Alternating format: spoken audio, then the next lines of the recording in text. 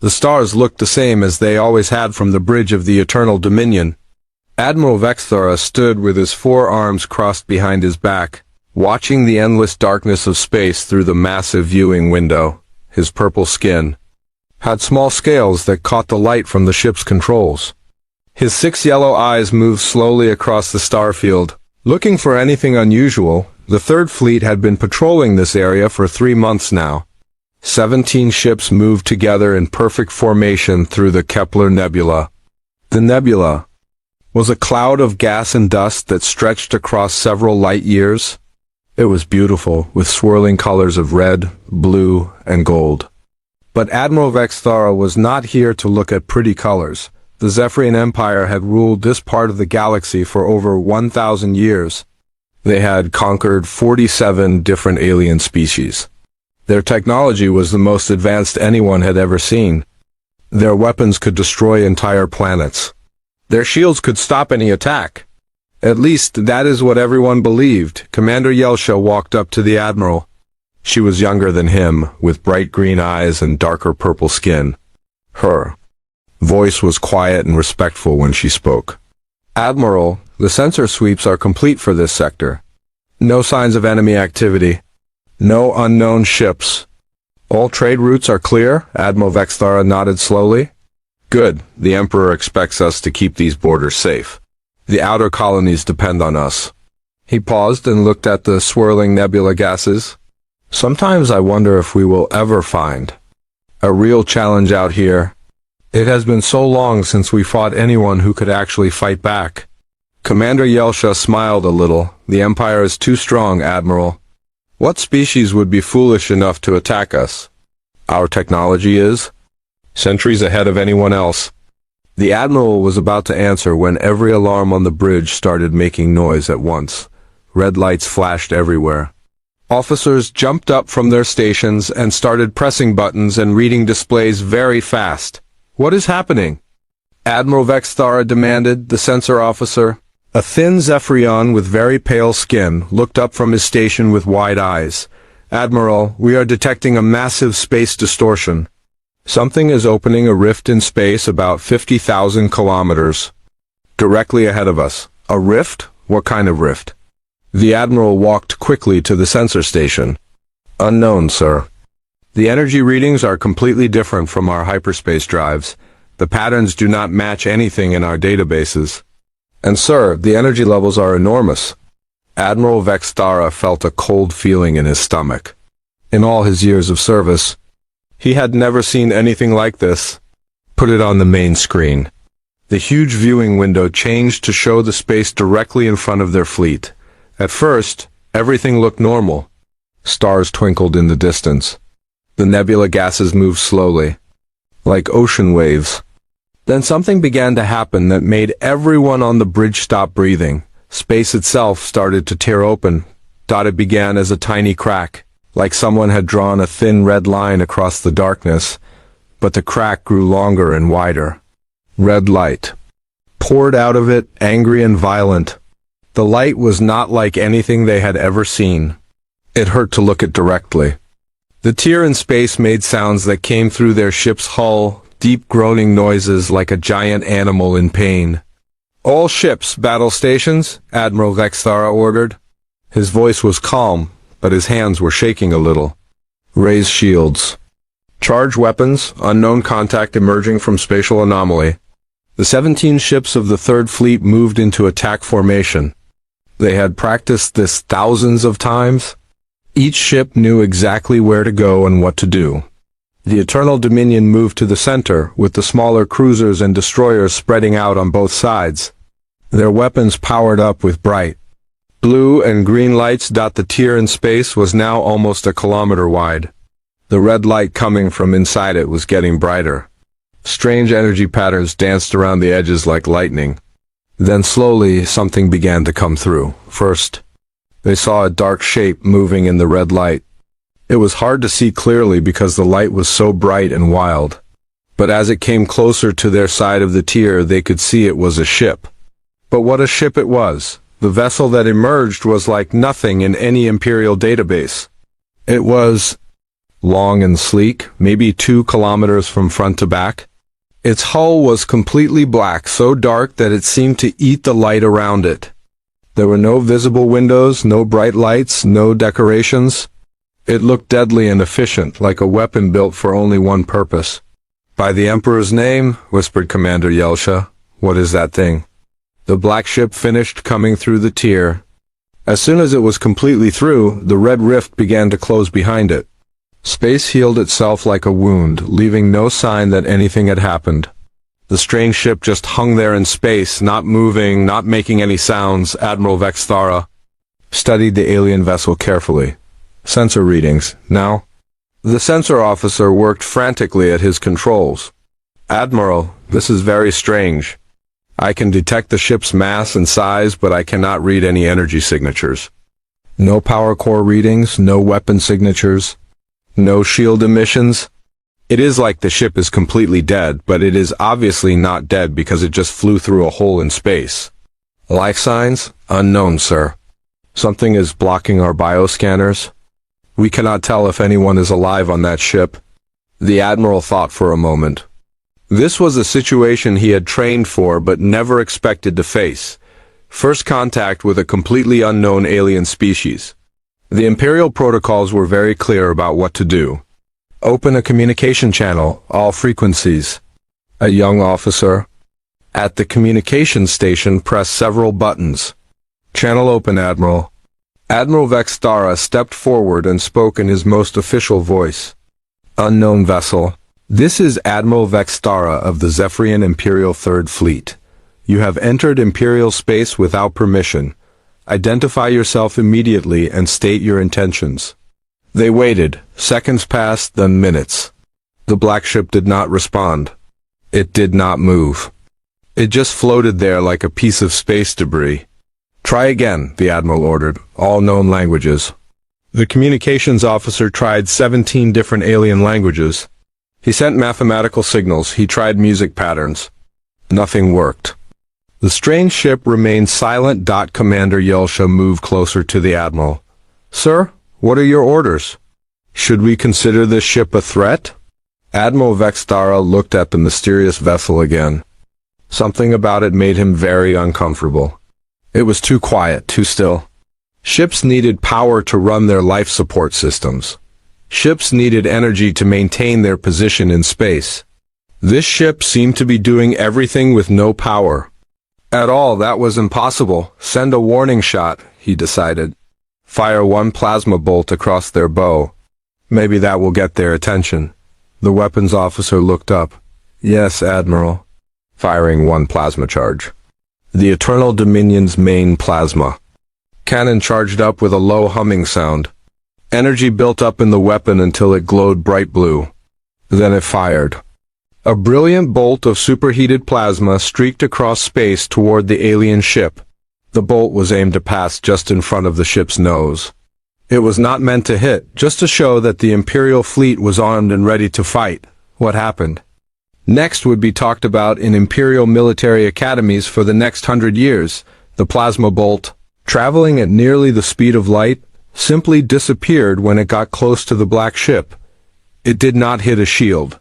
It did not bounce off the hull. It just vanished completely, like it had never existed at all. Every person on the bridge of the Eternal Dominion stared in shocked silence. Did our weapons malfunction? Admiral Vexthara asked quietly. The weapons officer checked his instruments. 3 times. No, sir, the plasma cannon fired normally. The bolt was on target. But something made it disappear before it could reach the alien ship. Their shields absorbed it? No energy readings, sir. No shield signatures at all. The plasma just stopped existing. Admiral Vexthara felt that cold feeling in his stomach get much worse. In over 30 years of military service, he had never seen technology that could make weapons simply vanish. Even the most advanced shields produced energy readings when they stopped an attack. This ship had done something impossible. The black ship began to move. It did not accelerate slowly like normal ships. It did not turn using thrusters or engines. One moment it was sitting still, and the next moment it was rotating to face the Imperial fleet directly. The movement was smooth and silent, like a living creature turning its head. "Admiral," the communications officer said with excitement in his voice. "We are receiving a transmission from the alien ship. Put it through." The main screen flickered, and suddenly they were looking at the inside of the alien ship's bridge. What they saw made several officers step backward in surprise. The alien was obviously female, with pale skin and long dark hair tied back in a simple style. Her eyes were a strange blue color that seemed to look right through the screen into their souls. She wore a dark uniform with no decorations except for small metal symbols on her collar. Behind her, they could see other aliens working at stations that looked far more advanced than anything on Imperial ships. But the most shocking thing was that she looked almost exactly like a Zephyrian. 2 arms, 2 legs, 1 head, 2 eyes. If not for her strange coloring and smaller size, she could have been one of them. When she spoke, her voice was calm and clear. And she spoke in perfect High Imperial, the formal language used only by the highest levels of government. "This is Captain Sarah Chun of the United Earthship Retribution. You fired upon my vessel without provocation or warning. Under the Sol Accords, this constitutes an act of war. However, I am prepared to overlook this hostile action if you withdraw your fleet immediately and allow us to continue our mission." Admiral Vexthara could not believe what he was hearing. This unknown alien was telling him, an admiral of the Imperial fleet, to withdraw. The idea was so ridiculous that he almost laughed. Instead, he stepped forward and spoke in his most commanding voice. "I am Admiral Vexthara of the Zephyrian Empire. You are in Imperial space. No ships may travel here without Imperial permission. You will surrender your vessel immediately and prepare to be boarded." The alien captain, named Sarah Chun, looked at him for a long moment. Her expression did not change, but something in her eyes became harder and colder. "Admiral, I will say this only once more. You fired upon my ship without cause. Remove your fleet from this area within the next 60 seconds, or I will consider your actions a declaration of war against humanity." "Humanity?" Commander Yelsha whispered, "What is humanity?" Admiral Vexthara had heard enough. This alien, this human, clearly did not understand who she was dealing with. The Zephyrian Empire had conquered every species they had ever encountered. Their technology was supreme. Their military was invincible. One small alien ship, no matter how strange, could not threaten an entire Imperial fleet. "You have made a grave mistake, human," the Admiral said. "You are facing the 3rd fleet of the Zephyrian Empire. 17 ships with enough firepower to destroy your pathetic vessel 1,000 times over. Surrender now, and you may live to serve the Empire?" Captain Sarah Chun nodded slowly, like she had expected this answer. "I see, Admiral, you have chosen war. I'm sorry for what must happen next." The transmission ended. The screen went black. Admiral Vexthara turned to his weapons officer. "All ships, prepare for attack. Target that vessel and destroy it." But before the weapons officer could respond, something happened that changed everything. The human ship moved again, but this time it did something that made every Zephyrian on every ship in the fleet question everything they thought they knew about the universe. The black ship flickered like a light being turned on and off very quickly. For just a moment, it seemed to be in several different places at once. Then it was back where it started, hanging in space like nothing had happened. "What was that?" Admiral Vexthara demanded. "I do not know, sir," the sensor officer replied with fear in his voice. "For 1.7 seconds, our sensors detected that ship. In 17 different locations simultaneously? That should be impossible." The Admiral stared at the human ship with growing dread. Whatever technology they possessed was beyond anything the Empire had ever seen, but it was too late to back down now. He had made his choice. The Empire would not retreat from one alien ship, no matter how advanced it seemed. "All ships, attack." "Formation Beta," he ordered. "Fire everything we have." The 3rd Fleet opened fire. The 3rd Fleet fired everything they had at the single human ship. 17 Imperial vessels unleashed their full power in one massive attack. Plasma cannons that could melt through asteroid belts sent bright streams of energy across space. Missile batteries launched hundreds of explosive warheads. Energy beams that could cut through the thickest armor sliced through the darkness. The light from all those weapons was so bright that the automatic filters on every viewing screen activated to protect the crews from being blinded. The attack created a sphere of pure destruction around the human ship. No vessel in the galaxy could survive that much firepower. Admiral Vextara watched with satisfaction as the weapons struck their target, but his satisfaction lasted only 3 seconds. When the light faded and the sensors cleared, the human ship was still there. It hung in space exactly where it had been before, completely undamaged. Not even a scratch marked its black hull. The massive attack that should have vaporized the vessel had accomplished nothing at all. "Impossible," whispered Commander Yelsha. "How did it survive?" The sensor officer was pressing buttons frantically, trying to understand what had happened. "Admiral, I am reading 0 damage to the target vessel. All our weapons appear to have missed completely." "Missed?" Admiral Vextara could not believe what he was hearing. How could 17 ships miss one target? "Our targeting computers are perfect. Sir, the weapons were on target when they fired. But something happened to them before they reached the ship. The plasma bolts just disappeared. The missiles stopped existing. The energy beams bent away from the target like they hit some kind of invisible wall." Admiral Vextara stared at the human ship with growing fear. Whatever technology they possessed was so far beyond Imperial science that it might as well be magic. But fear quickly turned to anger. The Empire did not retreat. The Empire did not surrender. And the Empire did not lose to single ships commanded by unknown aliens. All ships, second attack wave. Focus all fire on one section of their hull. Maybe we can overload whatever is protecting them? The 17 ships prepared to fire again. This time they would concentrate their weapons on the front section of the human vessel. If they could hit the same spot with enough power, surely they could break through any defense, but before they could fire, the human ship finally responded. The black vessel turned slowly until its nose pointed directly at the Imperial fleet. For a moment nothing happened. Then 3 small sections on the ship's hull opened up. From these openings came 3 objects that looked like tiny metal balls. Each ball was no bigger than a person's head. "What are those?" "Commander Yelsha." The sensor officer studied his instruments. "Unknown objects, very small mass. They appear to be some kind of projectile or probe. Moving toward our fleet at Admiral, this cannot be right." "What?" "The objects are accelerating to 12% of light speed. That velocity should be impossible for such small masses." Admiral Vextara watched as the 3 tiny objects moved toward his fleet. They did not look dangerous. They were just small metal balls. How much damage could such tiny things do to massive warships? He was about to find out. The first object reached the cruiser Stellar Pride. The ball was moving so fast that it passed completely through the ship's shields like they were not there at all.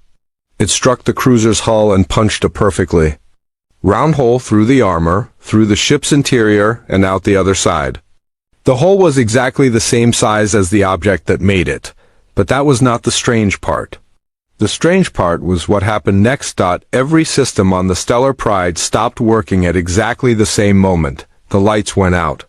The engines shut down, the weapons powered down. The life support systems failed. In less than 2 seconds, a state-of-the-art Imperial cruiser became a dead piece of metal floating in space. The second object hit the destroyer. Quick strike with the same result. A tiny hole appeared in the ship's hull, and every system on board failed instantly. The third object struck the battlecruiser Iron Hammer and turned it into another floating piece of debris. 3 ships, 3 small objects. 3 vessels that were now completely helpless. "Report!" Admiral Vextara shouted. "What happened to those ships?" The communications officer tried to contact the damaged vessels. "Admiral, I am receiving emergency signals from all 3 ships. They report complete system failure. No power to any systems. Life support is running on emergency batteries only." "How is that possible? Those objects were tiny." The sensor officer looked up from his station with a pale face. "Admiral, I think I understand what happened. The objects appeared to have been made of some kind of exotic matter. When they passed through the ships, they disrupted the molecular bonds in all electronic systems. Every computer, every circuit, every piece of technology on those ships has been permanently destroyed. Admiral Vexthara felt like the floor was falling away beneath his feet. 3 ships disabled by tiny projectiles that his best scientists could not understand. And the human vessel showed no signs of damage or strain from the attack. The communication system activated again. Captain Sarah Chun appeared on the main screen. Her expression was still calm, but there was something sad in her eyes now. "Admiral Vexthara," she said quietly, "I disabled 3 of your ships as a demonstration. The crews are unharmed, but those vessels will never function again. I could have destroyed them completely, but I chose not to. This is your final warning. Remove your remaining ships from this area immediately." The Admiral tried to speak with authority, but his voice came out smaller than he intended. "How did you do that? What kind of weapons are those?" "They are not weapons, Admiral. They are tools. Simple kinetic projectiles made from compressed dark matter. The technology is quite basic by our standards." "Basic?" Commander Yelsha spoke before she could stop herself. "You just disabled 3 warships with objects the size of a person's head, and you call that basic?" Captain Chun looked at the commander with something that might have been pity. "Commander, your ships use fusion reactors for power. Your weapons operate by heating plasma to high temperatures. Your shields work by generating electromagnetic fields. This technology is very old. We stopped using such methods over 200 years ago. What do you use now?" Admiral Vexthara asked, though he was not sure he wanted to know the answer. "We draw energy directly from quantum vacuum fluctuations. Our weapons manipulate space-time itself. Our defenses exist partially outside of normal dimensional space. The gap between our technologies is not small, Admiral. It is enormous." The Admiral stared at the human captain. Every word she spoke made less sense than the last. Quantum vacuum energy, manipulating space-time, existing outside normal dimensions. These concepts were so far beyond imperial science that they sounded like fantasy stories. "I do not believe you," he said finally. "No species can have such advanced technology. You are trying to frighten us with lies." Captain Chun nodded slowly. "I understand your skepticism, Admiral. Your species has been the most advanced in this region for a very long time. You have never encountered anyone who could challenge your superiority, but I'm not lying to you. Let me demonstrate." The human ship began to move in ways that made every person watching question what they thought they knew about physics. First, it accelerated to incredible speed without showing any signs of engine thrust. Then it stopped instantly without any deceleration period. Then it began to rotate in 3 different directions at the same time, which should have been impossible for a solid object, but the most impossible thing happened next. The ship split into 5 identical copies of itself. Each copy was exactly the same size and shape as the original. Each one moved independently through space. The Imperial sensors detected 5 separate vessels, each with the same mass and dimensions as the first one. "By the Emperor's sacred name," whispered Commander Yelsha. "How are there 5 of them?" The 5 ships moved around the Imperial fleet in a complex pattern, weaving between the warships like dancers performing an ancient ritual. Then, just as suddenly as they had separated, the 5 vessels came back together and merged into one ship again. Captain Chain's voice came through the communication system again. "That was a simple dimensional shift maneuver, Admiral. Each copy existed in a slightly different phase of space-time. From your perspective, it appeared that we had duplicated our ship. From our perspective, we were simply showing you different aspects of the same vessel existing in parallel dimensions." Admiral Vexthara sat down heavily in his command chair. His mind could not process what he had just witnessed. Ships that could split into multiple copies? Technology that operated in parallel dimensions? Weapons that could disable Imperial warships with tiny projectiles? "What do you want from us?" he asked quietly. "Nothing, Admiral. We are not here to conquer your empire or steal your resources. We are explorers. We came to this region to study the nebula's unique properties. We had no intention of encountering your fleet. Then why do you refuse to submit to Imperial authority? Captain Chun was quiet for a long moment. When she spoke again, her voice was very soft. Admiral, do you remember what it was like when your people first developed space travel? When you looked up at the stars and wondered what was out there? When every new discovery filled you with excitement and hope? Of course. That was over 1,000 years ago. For humanity, that feeling never stopped. We explore because we must. We learn because knowledge itself has value. We grow stronger not by conquering others, but by pushing the boundaries of what is possible. Your empire has forgotten this. You have become comfortable with being the strongest species in your region. You have stopped growing. Admiral Vexthara felt a flash of anger. The Empire has conquered 47 species. We rule over 300 star systems. We are the greatest civilization in galactic history. And yet, Captain Chun said gently, when faced with something new and unknown, your first response was to attack. You did not try to communicate. You did not attempt to learn. You simply tried to destroy what you did not understand. This is not the behavior of a great civilization, Admiral. This is the behavior of a species that has become afraid. The words hit Admiral Vexthara like a physical blow. Afraid? The Empire was not afraid of anything? They were the supreme power in this part of the galaxy. But as he looked at the human ship hanging in space, completely unharmed by the most powerful attack his fleet could deliver, he realized that Captain Chun might be right. What happens now? He asked. That is your choice, Admiral. You can continue to fight us and we will defend ourselves. I promise you that the results will not be pleasant for your fleet. Or you can withdraw your ships and report this encounter to your superiors. Tell them that humanity has come to this region of space. Tell them that we are not their enemies, but we will not submit to their authority either. Admiral Vexthara looked around his bridge. Every officer was watching him, waiting for his decision. 3 of his ships were already disabled. The human vessel had demonstrated technology that was centuries beyond anything the Empire possessed. And the human captain had offered him a way to retreat with honor, but Admiral Vexthara was a proud Zephian. He had served the Empire for 30 years.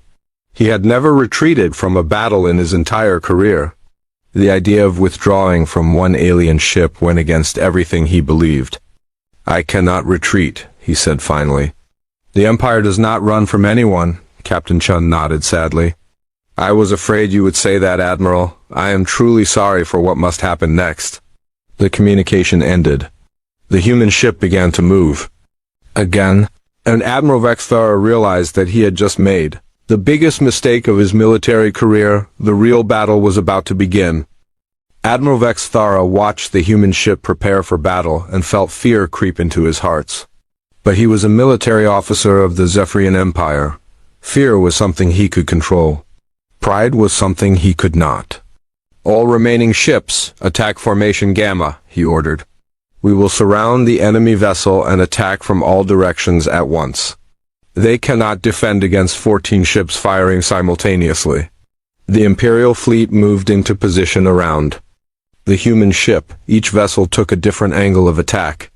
The plan was simple but effective. Even if the humans could defend against attacks from one direction, they could not possibly stop weapons fire coming from every direction at the same time. But as the Imperial ships moved into position, something strange happened. The human vessel began to glow with a soft blue light. The glow started at the front of the ship and spread backward until the entire hull was covered in the mysterious light. Admiral, the sensor officer called out, I am detecting massive energy. Build-ups from the human ship? The readings are unlike anything I have ever seen. What kind of energy? Unknown, sir. The patterns do not match any known power source. And sir, the energy levels are increasing exponentially. If this continues, the readings will exceed our instrument's ability to measure. Admiral Vexthara gripped the arms of his command chair. All ships, fire immediately. Do not wait for final positioning. The 14 remaining Imperial ships opened fire at the same time. Hundreds of plasma bolts, energy beams, and missiles streaked toward the human vessel from every direction. The combined attack was powerful enough to destroy a small moon. The human ship did something that made every Zephyrian officer question their understanding of reality. It became larger. The vessel that had been 2 kilometers long suddenly stretched to 4 kilometers.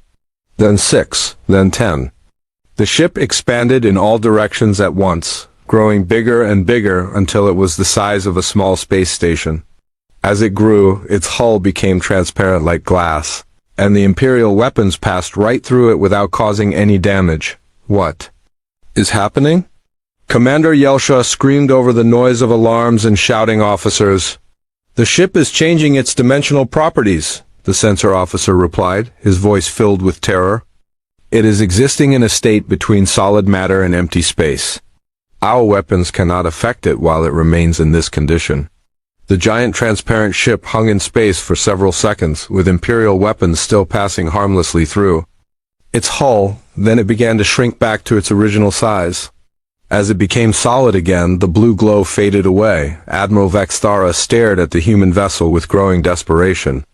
Every attack his fleet made was turned aside as if it were nothing. Every tactic he tried was countered by technology that seemed to break the laws of physics. The communication system activated. Captain Sarah Chun appeared on the screen again. This time, her expression was harder than before. The sadness was still in her eyes, but now there was something else there too, determination. Admiral, she said quietly, you have attacked my ship multiple times. You have refused every opportunity to withdraw peacefully. Under the Soul Accords, I am now authorized to respond with appropriate force. Do your worst, human, Admiral Vexthara snarled. The Empire has faced every threat in the galaxy and survived. We will not be defeated by one alien ship. Captain. Chun nodded slowly. Very well, Admiral. You have made your choice. The human ship fired, but it did not fire weapons in any way that the Zephyrians understood. Instead of plasma bolts or energy beams, the vessel released what looked like small clouds of silver dust. The clouds drifted toward the Imperial ships very slowly, taking almost a minute to reach their targets. That is their attack? Commander Yelsha asked with confusion. Silver dust? The first cloud reached the destroyer fleet sword. As soon as the dust touched the ship's hull, something incredible happened. The destroyer began to fall apart. Not explosively, like a ship being destroyed by weapons. The destroyer simply came apart piece by piece, as if someone was carefully taking it apart with invisible tools.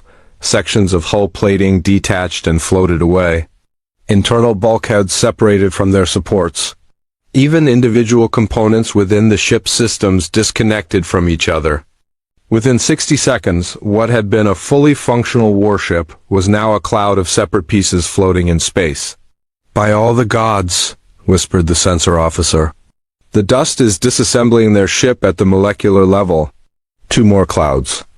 Reached 2 more Imperial vessels. The same thing happened to both ships.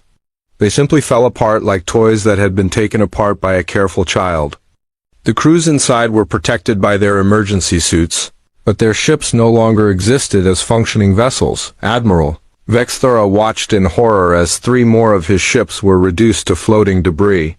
The silver dust was not destroying the ships with force or heat. It was convincing the materials to stop being ships and become individual components instead. All ships retreat to maximum weapons range, he ordered. Do not let that dust reach you. The remaining Imperial vessels moved away from the human ship as fast as their engines could carry them, but even at maximum range, they were not safe.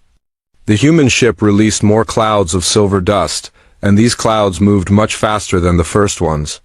They streaked across space like tiny comets, reaching the fleeing Imperial ships in seconds. 3 more destroyers fell apart. A cruiser came undone like a puzzle being taken apart. Even the mighty battlecruiser Thunder of Victory could not resist the strange attack. Its massive armor plating separated into individual sheets of metal, and its powerful weapon systems disconnected themselves from their power sources. In less than 10 minutes, Admiral Vexthera's proud Third Fleet had been reduced to 3 functional ships. The human vessel hung in space like a dark predator, surrounded by clouds of debris that had once been the most advanced warships in the Empire. "Admiral," the communications officer said with a shaking voice, "we are receiving an emergency transmission." "From Imperial Command. Put it through." The main screen changed to show the bridge of the command station orbiting the Imperial capital world. Admiral Kolthik, the supreme commander of all Imperial forces, appeared on the screen. His face was twisted with rage and disbelief. "Admiral Vexthara, what is your status? We have been monitoring your battle, and our sensors indicate that most of your fleet has been destroyed." "Not destroyed, Supreme Admiral. Disassembled. The human ship uses technology that we cannot understand or counter. I recommend immediate withdrawal and a full report to the Emperor." Admiral Kolthik's 6 eyes blazed with fury. "Withdrawal? Admiral, you are facing one alien ship. One ship against the entire Third Fleet, and you want to retreat. Supreme Admiral, this is not an ordinary enemy. Their technology is centuries ahead of ours. They can make our weapons disappear. They can exist in multiple dimensions. They can take apart our ships without even touching them. I do not care if they can make stars dance in circles, Admiral. The Empire does not retreat from anyone, especially not from one ship crewed by unknown aliens." Admiral Vexthara felt desperation creep into his voice. "Supreme Admiral, please listen to me. We need to study this enemy. We need to understand their capabilities before we commit more forces. If we attack them with conventional tactics, we will only lose more ships." "Admiral Vexthara, you are relieved of command. Commander Yelsha, you are now in charge of what? Remains of the Third Fleet. Hold your position until reinforcements arrive." Commander Yelsha stepped forward reluctantly. "Supreme Admiral, with respect, Admiral Vexthara is correct. This enemy possesses technology that we cannot match. Perhaps we should consider negotiation." Admiral Kolthik's expression became even more furious. "Negotiation? The Empire negotiates with equals, Commander. We do not negotiate with single ships that attack our fleets. Reinforcements are already on their way. The Fifth Fleet under Grand Admiral Kethmorn is en route to your position. They will arrive in 18 hours. The transmission ended. Commander Yelsha turned to Admiral Vexthara with worry in her eyes. "Admiral, the Fifth Fleet is the Empire's most powerful military force. 200 ships, including the super dreadnought Fist of Empire. If they attack the human ship with everything they have, they will be destroyed, Admiral Vexthara. Finish quietly, just like we were. But they will not listen to warnings. The Empire has been supreme for so long that our leaders cannot imagine being defeated." The communication system activated again? Captain Sarah Chun appeared on the screen, but this time she was not alone. Behind her stood several other humans, both male and female, all wearing similar dark uniforms. Their faces were serious and sad. "Admiral Vexthara," Captain Chun said, "I monitored your conversation with your superiors. I'm sorry that they refused to listen to reason. More Imperial ships are coming, are they not?" 200 vessels, Admiral Vexthara replied. "The Fifth Fleet. They will not negotiate. They will attack with everything they have. 200 ships." Captain Chin was quiet for a moment. "Admiral, I want you to understand something. We did not come here to fight your empire. We came to study the unique properties of this nebula. We have no interest in conquest or destruction. But we will defend ourselves if necessary. Can you defeat 200 ships?" Commander Yelsha asked. Captain Chun looked at her with those strange blue eyes. "Commander, the vessel you have been fighting is not a warship. It is exploration vessel. Its weapons are designed for asteroid mining and scientific research. Its defenses are built to protect against natural hazards like radiation and micrometeorites." Admiral Vexthara felt his blood turn cold. "If this is not a warship, then what are your actual military vessels like? I hope you never have to find out, Admiral. But if your Fifth Fleet attacks us, they will discover the answer to that question." Another human stepped forward on the screen. This one was older, with gray hair and scars on his face. His uniform had more symbols on it than Captain Chung's. Admiral, I am General Marcus Webb, military commander of the human expedition. I have been fighting wars for 40 years. I have seen what happens when overwhelming force meets advanced technology. It is not pleasant. Are you threatening us? Admiral Vextara asked. No, Admiral, I am warning you. Captain Chain's ship is equipped with tools for exploration and research. My ships are equipped with tools for war. There is a very significant difference between the two. Commander Yelsha stepped forward. How many ships do you have? General Webb smiled, but it was not a happy smile. Commander, we brought 12 vessels to this region. One is Captain Chun's research ship. 3 are support vessels for scientific work. The remaining 8 are military escorts. 8 ships against 200? Commander Yelsha shook her head. Even with your advanced technology, surely you cannot defeat such overwhelming numbers. Commander, General Webb said quietly, those 8 ships were designed to fight entire fleets. Each one is capable of engaging dozens of enemy vessels simultaneously. They were built by a species that learned to wage war in the asteroid belts of their home system, where every battle was three-dimensional and every enemy could come from any direction.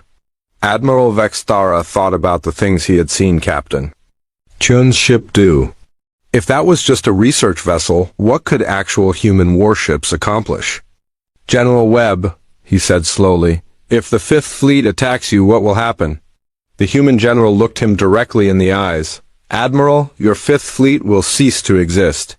And after that, we will have to assume that your empire represents a permanent threat to human interests. We will respond accordingly. The transmission ended, leaving the bridge of the Eternal Dominion in complete silence. Admiral Vextara sat in his command chair and realized that in 8 hours, everything was going to change. The Empire was about to learn that they were no longer the strongest power in the galaxy, and they were going to learn it the hard way. The Fifth Fleet arrived exactly 18 hours later, just as Admiral Kolthik had promised. 200 ships dropped out of hyperspace in perfect formation, their hulls gleaming with fresh paint and polished armor. At the center of the massive fleet floated the super dreadnought Fist of Empire, a vessel so large that it had its own gravity field. Grand Admiral Kethmorn stood on the bridge of his flagship and studied the tactical display.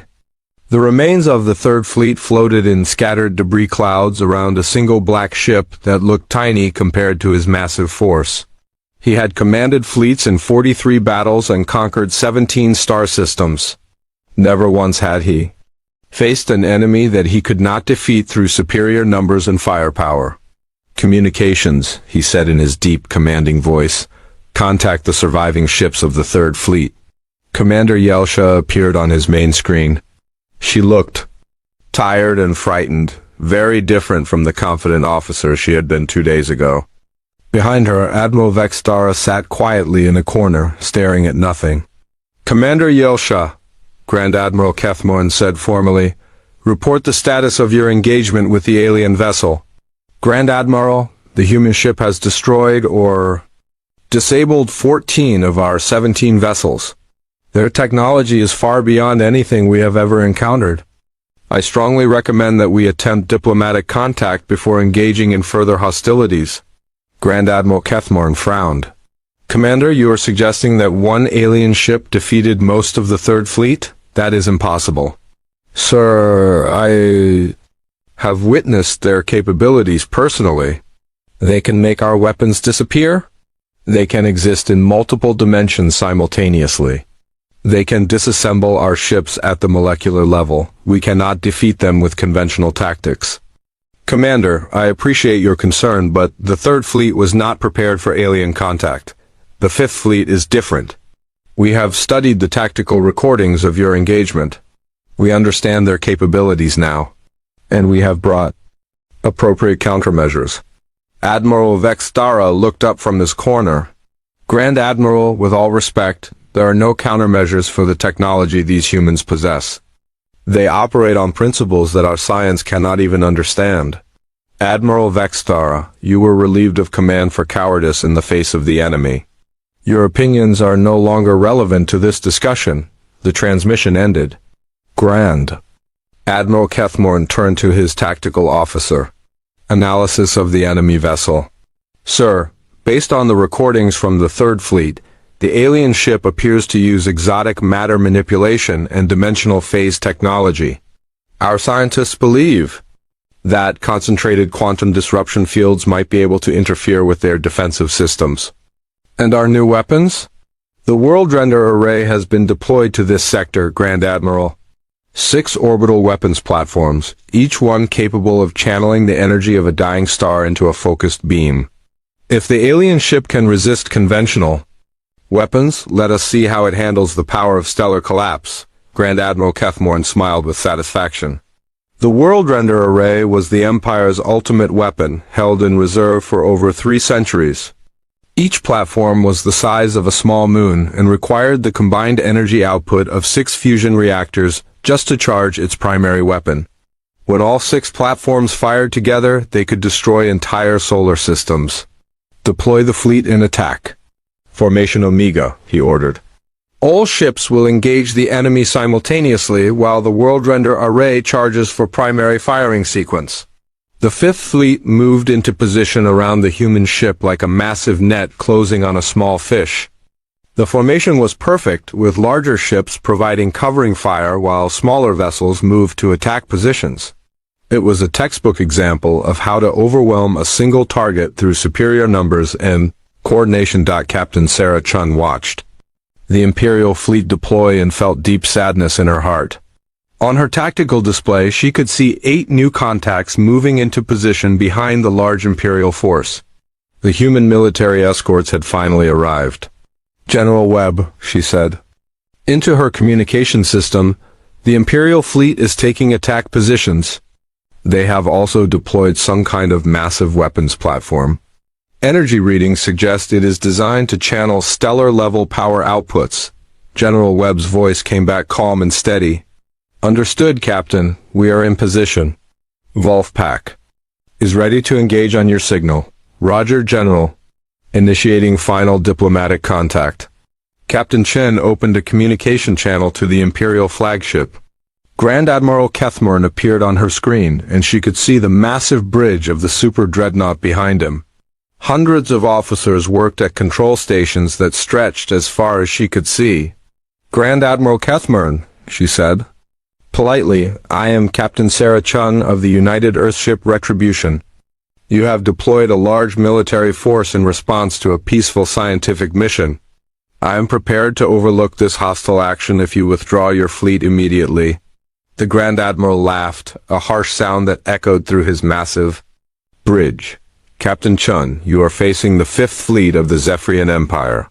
200 ships and the most powerful weapons in galactic history. You will surrender your vessel immediately and prepare to be taken into custody. Grand Admiral, your 3rd Fleet attempted to attack my ship with 17 vessels. The results were not favorable for your forces. Are you certain you wish to repeat that mistake with a larger fleet? Captain Chun, the 3rd Fleet was not prepared for your unusual technology. We have studied your capabilities and developed appropriate countermeasures.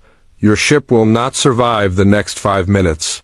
Captain Chun nodded sadly. Grand Admiral, I have tried to avoid this conflict, but you have forced my hand.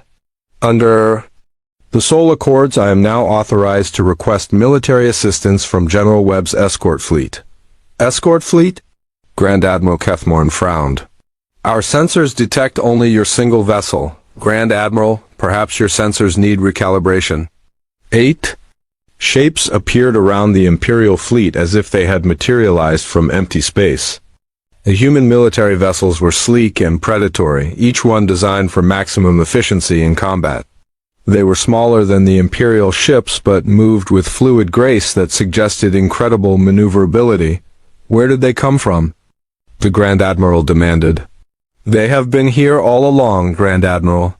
Human stealth technology is quite advanced. We have been observing your fleet since you arrived. Grand Admiral Kethmorn stared at the 8 human warships with growing alarm. If they had been hiding in plain sight for 18 hours, what other capabilities did they possess?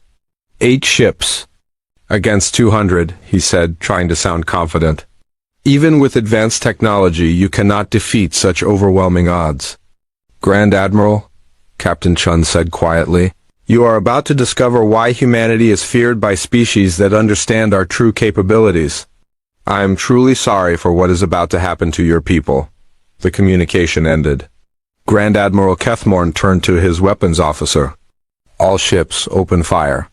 World Render Array, begin charging sequence. The Fifth Fleet opened fire with everything they had. The attack was 10 times more powerful than the assault that had failed against Captain Chun's ship. Plasma cannons that could melt asteroids sent streams of superheated energy across space. Missile batteries launched thousands of warheads in coordinated waves.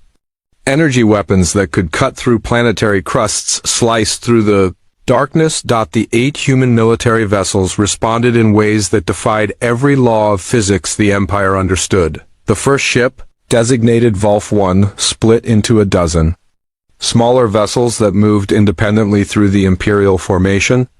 Each smaller ship attacked different targets simultaneously, striking with weapons that seemed to ignore distance and time. Imperial ships exploded before their crews even realized they were under attack. The second ship, Volf 2, became transparent and passed directly through the center of the Imperial fleet. As it moved, every ship it touched simply stopped existing. Not destroyed, not damaged, but completely removed from reality as if they had never been built at all. Volf 3 released clouds of what looked like silver insects. These tiny objects swarmed over Imperial vessels and began taking them apart piece by piece. But instead of destroying the components, they rebuilt them into different shapes. Warships became twisted sculptures of metal and ceramic that could no longer function as vessels. The remaining 5 human ships attacked in ways that Grand Admiral Kethmorn's mind could not process. They moved faster than light without using hyperspace drives. They fired weapons that traveled backward through time to hit targets before they were fired. They created gravity wells that crushed entire squadrons of Imperial vessels into tiny balls of compressed matter. Within 3 minutes, half of the Fifth Fleet had been destroyed or disabled. The super dreadnought Fist of Empire found itself surrounded by human vessels that moved like living creatures, striking from impossible angles with weapons that operated outside the normal laws of reality. World Render Array, fire immediately. Grand Admiral Kethmorn screamed over the noise of alarms and explosions. The 6 massive weapons platforms turned their attention toward the human fleet. Each platform drew power from the stellar cores of nearby stars, channeling energy that could crack planets into focused beams of. We do not absorb it, Grand Admiral, we redirect it.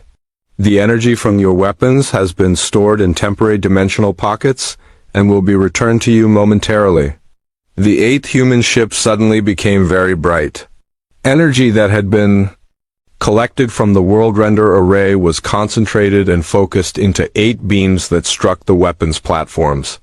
The platforms, designed to channel stellar energy, could not handle having that same energy directed back at them. All 6 platforms exploded simultaneously, creating 6 small suns that burned brightly for several seconds before fading away. Grand Admiral Kethmorn watched his ultimate weapons destroy themselves and realized that he had made a terrible mistake. The human ships were not just more advanced than Imperial technology. They operated on completely different principles, using forces and energies that the Empire did not even know existed. All ships retreat, he ordered. Maximum speed, scatter formation, but it was too late. The human vessels had positioned themselves around the entire Imperial fleet. As the surviving ships tried to escape, they found their hyperspace drives would not function. Something was preventing them from entering faster-than-light travel. Grand Admiral, his navigation officer reported with terror in his voice. The humans have created some kind of dimensional anchor field. We cannot escape. To hyperspace. One by one, the remaining ships of the Fifth Fleet were disabled or destroyed. The human vessels moved through the Imperial formation like wolves hunting sheep, striking with precision and efficiency that spoke of centuries of military experience. They targeted weapons and engines first, leaving the crews alive but helpless. Within 30 minutes, the most powerful military force in the Empire's history had been reduced to floating debris and disabled hulks. The super dreadnought Fist of Empire hung dead in space, its massive hull broken in 17 places by weapons that had torn through its armor like paper. Grand Admiral Cathmorn sat in his ruined command chair and stared at the 8 human ships as they regrouped around Captain Chain's vessel. In 40 years of military service, he had never imagined that such a defeat was possible. The communication system crackled to life one final time.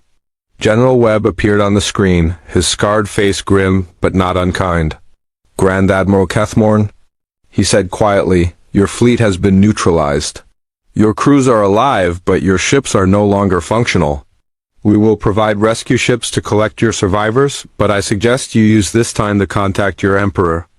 Tell him that humanity has arrived in this region of space.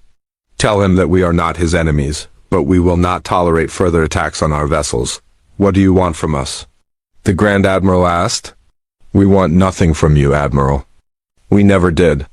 But your empire has forced us to reveal our presence earlier than we intended. Now we must decide what to do about a civilization that responds to peaceful contact with military force." The transmission ended, leaving Grand Admiral Cathmorn alone with the wreckage of his fleet and the knowledge that the Empire would never be the same again. Emperor Zarthal sat on his golden throne in the heart of the Imperial Palace and watched the recording of the Fifth Fleet's destruction for the 7th time. His 6 eyes remained fixed on the screen as he saw his most powerful military force reduced to floating debris in less than 30 minutes. 200 ships, including the super dreadnought Fist of Empire and the mighty Worldrender array, destroyed by 8 alien vessels that moved like living shadows through space. The throne room was empty except for the Emperor and his personal guard. All the court officials and military advisors had been dismissed hours ago. He wanted to be alone with the terrible truth that was now clear to everyone in the Empire. They were no longer the supreme power in the galaxy, a soft chime indicated. An incoming communication. The Emperor touched a control on his throne, and a holographic image appeared before him. It was Grand Admiral Cathmorn standing on the bridge of a human rescue vessel. The proud military commander looked older than his years, his uniform torn and his face marked with defeat. "Your Imperial Majesty," the Grand Admiral said with a tired voice, "I have failed you. The Fifth Fleet has been destroyed. Our ultimate weapons proved useless against human technology. I accept full responsibility for this disaster and await your judgment." Emperor Zarthal studied his defeated admiral. "Grand Admiral, tell me honestly, could we have won this battle with any number of ships? 1,000? 10,000? No, Your Majesty. The gap between our technologies is too great. They do not simply have better weapons than us. They understand forces and energies that we do not even know exist. Fighting them with our current technology would be like attacking a modern starship with wooden spears." The Emperor was quiet for a long moment. In the 1,000-year history of the Zephyrian Empire, no enemy had ever defeated their forces so completely. Even during the Great Wars of Expansion, battles had been won through superior tactics and determination. This was different. This was not a military defeat. This was proof that another species had evolved far beyond anything the Empire could imagine. "What are the humans doing now?" he asked finally. "They are providing medical aid to our wounded and rescue services for disabled ships. Their behavior is strange, Your Majesty. They show kindness to our people even though we attacked them without provocation. They could easily destroy what remains of both fleets, but instead they are helping our survivors." Emperor Zarthal felt something he had never experienced before in his long life. Confusion about what kind of species would possess such overwhelming power and choose to use it with mercy. Every civilization the Empire had encountered followed the same pattern. The strong dominated the weak. The advanced conquered the primitive. But these humans seemed to operate by different rules. "Have they made any demands?" the Emperor asked. No, your majesty, they have not asked for tribute, territory, or submission. They seem genuinely surprised that we attacked them. Their leader, General Webb, has requested permission to speak with you directly. The Emperor considered this request. In imperial tradition, conquered enemies were brought before the throne in chains to beg for mercy. But the humans had not been conquered. If anything, the Empire was now at their mercy. Very well, arrange the communication. The holographic image changed to show a human male with gray hair and scars on his weathered face. General Webb wore a simple dark uniform with minimal decoration. He looked like a soldier who had seen many battles but took no pleasure in violence. Emperor Zarthal, General Webb said with polite respect, I am General Marcus Webb, Commander of the human military expedition to this region. I wish to discuss the current situation between our peoples. General Webb, the Emperor replied carefully, your forces have defeated 2 of our fleets and destroyed our most powerful weapons. By the laws of war, the Empire is now at your mercy. What are your terms for our surrender?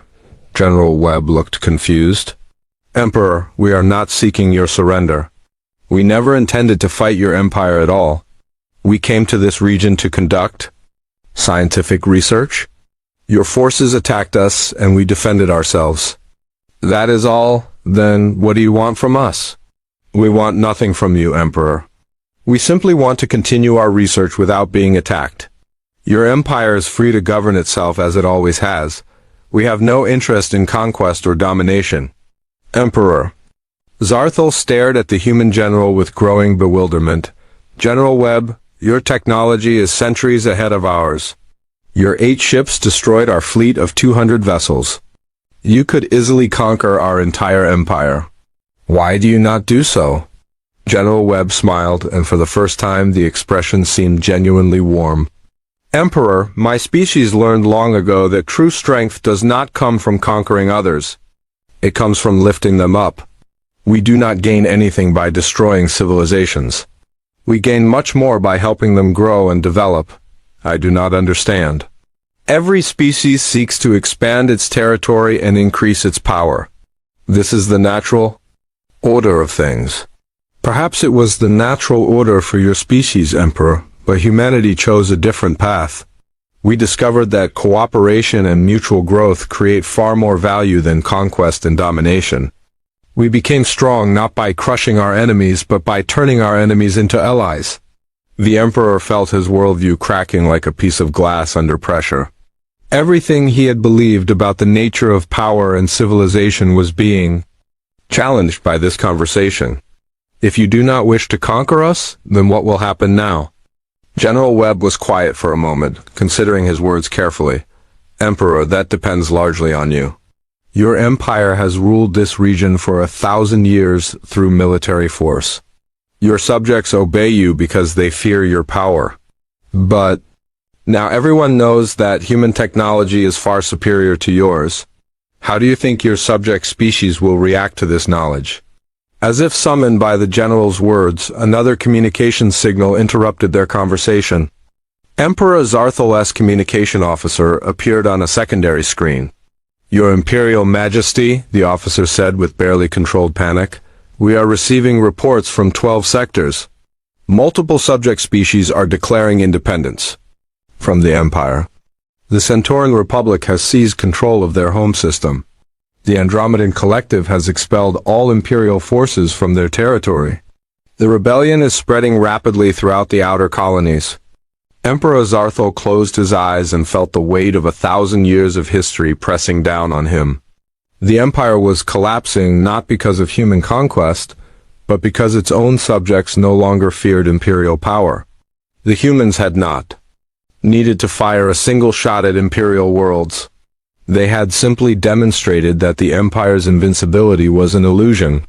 Your Imperial Majesty, General Webb said gently, I am truly sorry that this has happened. We never intended to destabilize your government. But perhaps this is an opportunity rather than a disaster? An opportunity? My empire is falling apart. Emperor, your empire was built on fear and oppression. The species you conquered served you not out of loyalty or respect, but because they had no choice.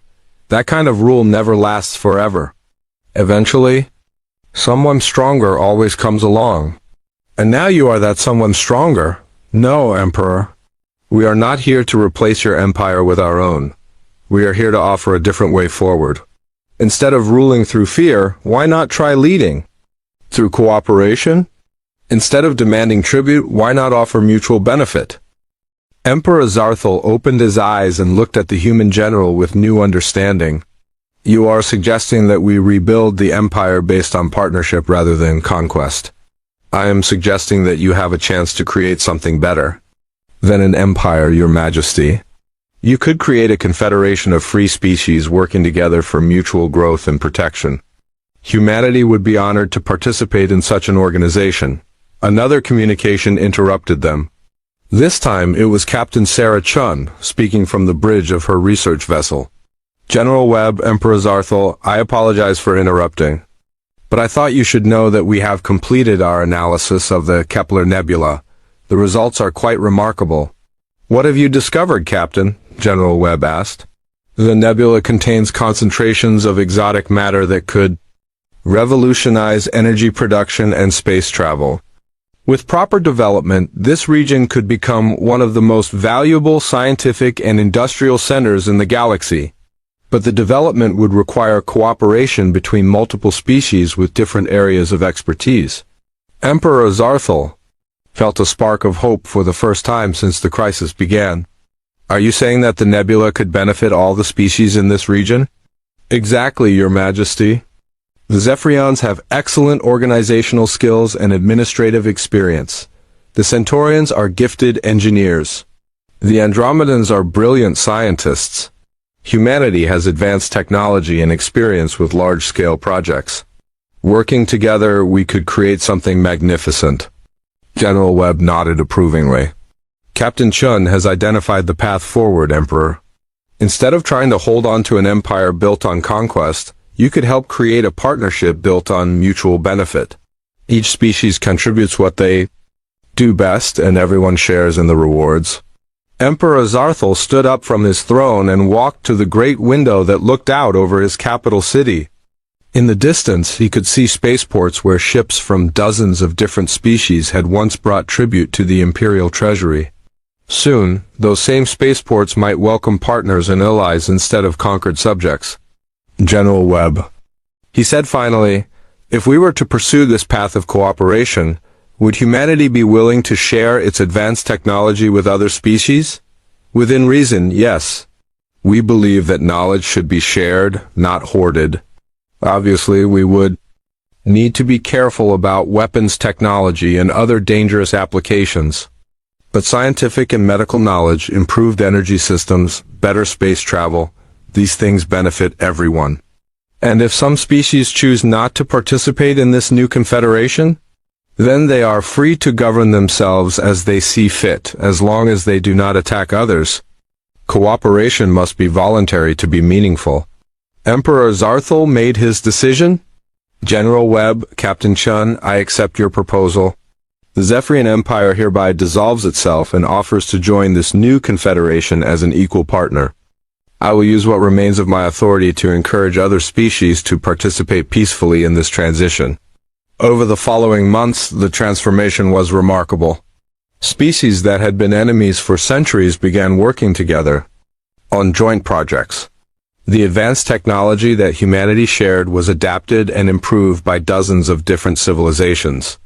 The Kepler Nebula became the site of the largest scientific research station in galactic history, with teams from 30 different species working together to unlock its secrets. Admiral Vexthara, who had been the first to encounter the human ship, became the first Zephyrian ambassador to the new Galactic Confederation. Commander Yelsha led a joint military force that protected peaceful ships from pirates and raiders. Grand Admiral Kethmarn retired from military service and became a teacher, sharing his knowledge of space tactics with young officers from many different species. Captain Sarah Chun continued her research, but now she worked alongside scientists from across the galaxy. Her ship, the Retribution, became the flagship of a fleet of research vessels that explored the furthest reaches of space. always seeking new knowledge and new opportunities for cooperation. General Webb established a military academy where officers from different species learned to work together. The lessons taught there were not about conquest and domination, but about protection and service. The strongest defenders, he taught his students, were those who fought not for their own glory, but for the safety of others. And Emperor Zarthal, who had once ruled through fear, became the first president of the Galactic Confederation, elected by the free choice of species who had learned that working together was far more powerful than fighting alone. The war that had lasted 3 days changed the galaxy forever, but in the end, it was not the war that mattered. It was what came after the war. It was the choice to build something better from the ashes of the old. It was the discovery that the strongest civilizations were not those that conquered others, but those that helped others become strong. The stars, for the first time in 1,000 years, shone with the light of hope. The Zephyrian battle fleet moved through space like a pack of hunting wolves. 200 ships spread across the dark void, their black metal hulls gleaming under the light of distant stars. Each ship was a masterpiece of war technology, built for one purpose only, to conquer and destroy. Admiral Kethmor stood on the bridge of his flagship, the Dark Spear. His 4 yellow eyes scanned the star charts displayed before him. This was his 18th campaign of conquest. 17 times before, he had led fleets like this one to victory. 17 alien worlds now served the Zephyrian Empire. Today would make it 18. The target was a small system with a yellow star. The aliens called it Sol. Intelligence report said the creatures living there called themselves humans. They were new to space travel, barely able to move between their own planets. Their technology was primitive. Their weapons were weak. It should be an easy victory. Admiral, called Commander Vextel from his station. His 6 arms moved quickly over the control panels. We are approaching the outer edge of the target system. Sensors are beginning their sweep. Kethmor nodded. This was always his favorite part. The moment when the enemy first realized they were doomed. Most species panicked when they saw a Zephyrian war fleet.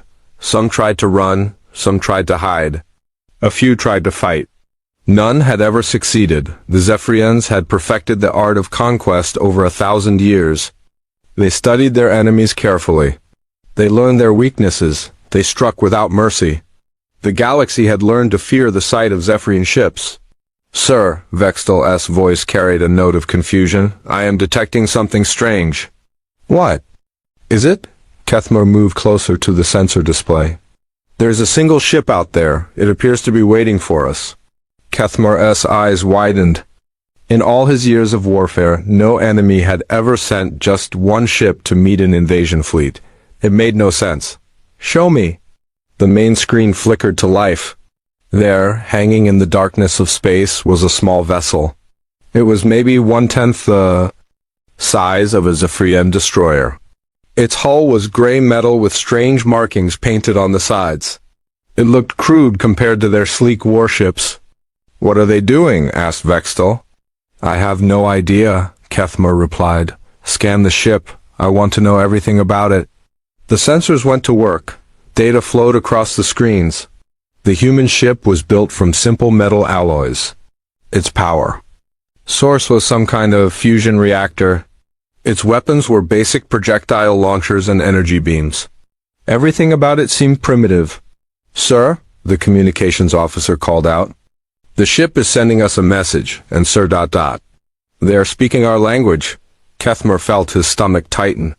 How did these humans know Zephyrian? Put it on screen. The image changed to show the inside of the human ship. A strange creature stood in the center of what looked like their command bridge. It walked on 2 legs and had only 2 arms. Its skin was a pale pink color. Hair grew only on the top of its head. Most disturbing of all, it had only 2 eyes, both facing forward like a predator. When the creature spoke, its voice was calm and steady. Greetings, Zephyrian fleet. I am Captain Sarah Chun of the Terran vessel Defiant. You are entering human space without permission. Please tell us why you are here. The bridge fell silent. Kethmer stared at the human captain. She showed no fear, no panic, no desperate pleading for mercy. She spoke as if she was in control of the situation. "Open a channel," Kethmer ordered. "Let me speak to this creature." The communication link activated. Kethmer's image now appeared on the human ship's screens. He drew himself up to his full height using his most commanding voice. "I am Admiral Kethmer of the Zephyrian Empire. Your species will surrender to our rule or be destroyed. This is not a request, it is an order." The human captain did not move. Her face showed no emotion. "I see, and how many other species have you given this same choice?" 17 civilizations have learned to bow before Zephyrian power. You will be the 18th. Captain Chen tilted her head slightly. It was a gesture that somehow made Kethmer uncomfortable. "I do not think you understand what you are dealing with, Admiral. We are humans. We do not bow to anyone." Something about the way she said it made Kethmer pause. In his experience, weaker species either begged for mercy or tried to sound tough when they were really scared. This human did neither. She spoke with quiet confidence, as if she knew something he did not. "You command one small ship against my entire fleet," Kethmer continued. "Your weapons are weak. Your armor is thin. Your numbers are pathetic. Tell me why you think you can resist us." The human captain smiled. It was not a friendly smile. It was the smile of something dangerous. "Because, Admiral, you have never fought humans before. We have an old saying on our world, never corner a wounded animal. You have just cornered 7 billion humans." She paused for a moment, letting her words sink in. "I am going to give you one chance to leave. Turn your fleet around and go back where you came from. Leave our space and never return. This is the only warning you will get." The communication link went dead. The bridge fell silent again. Kethmer stared at the dark screen, trying to understand what had just happened. No primitive species had ever spoken to him like that. No enemy had ever been so calm in the face of certain defeat. "Sir," his tactical officer spoke up, "should we begin the attack?" "No," Kethmer said slowly. "Something is wrong here. No species sends one ship to threaten an invasion fleet. Begin deep scans of the system. I want to know what we are really facing." "Sir, should we not just destroy the human ship and proceed?" Kethmer considered this. It would be the normal procedure. But something about this situation felt different. The human captain had been too confident. Too calm. There had to be more. To this, "No, scan first, then we decide." The fleet sensors reached deeper into the Sol system. What they found made every officer on the bridge go silent. The system was not defenseless. Far from it. Hidden weapons platforms filled the asteroid belt between the 4th and 5th planets. Each one was the size of a small warship. Energy readings showed they packed enough firepower to damage even Zephyrian cruisers. The 3rd planet, Earth, was surrounded by massive space stations.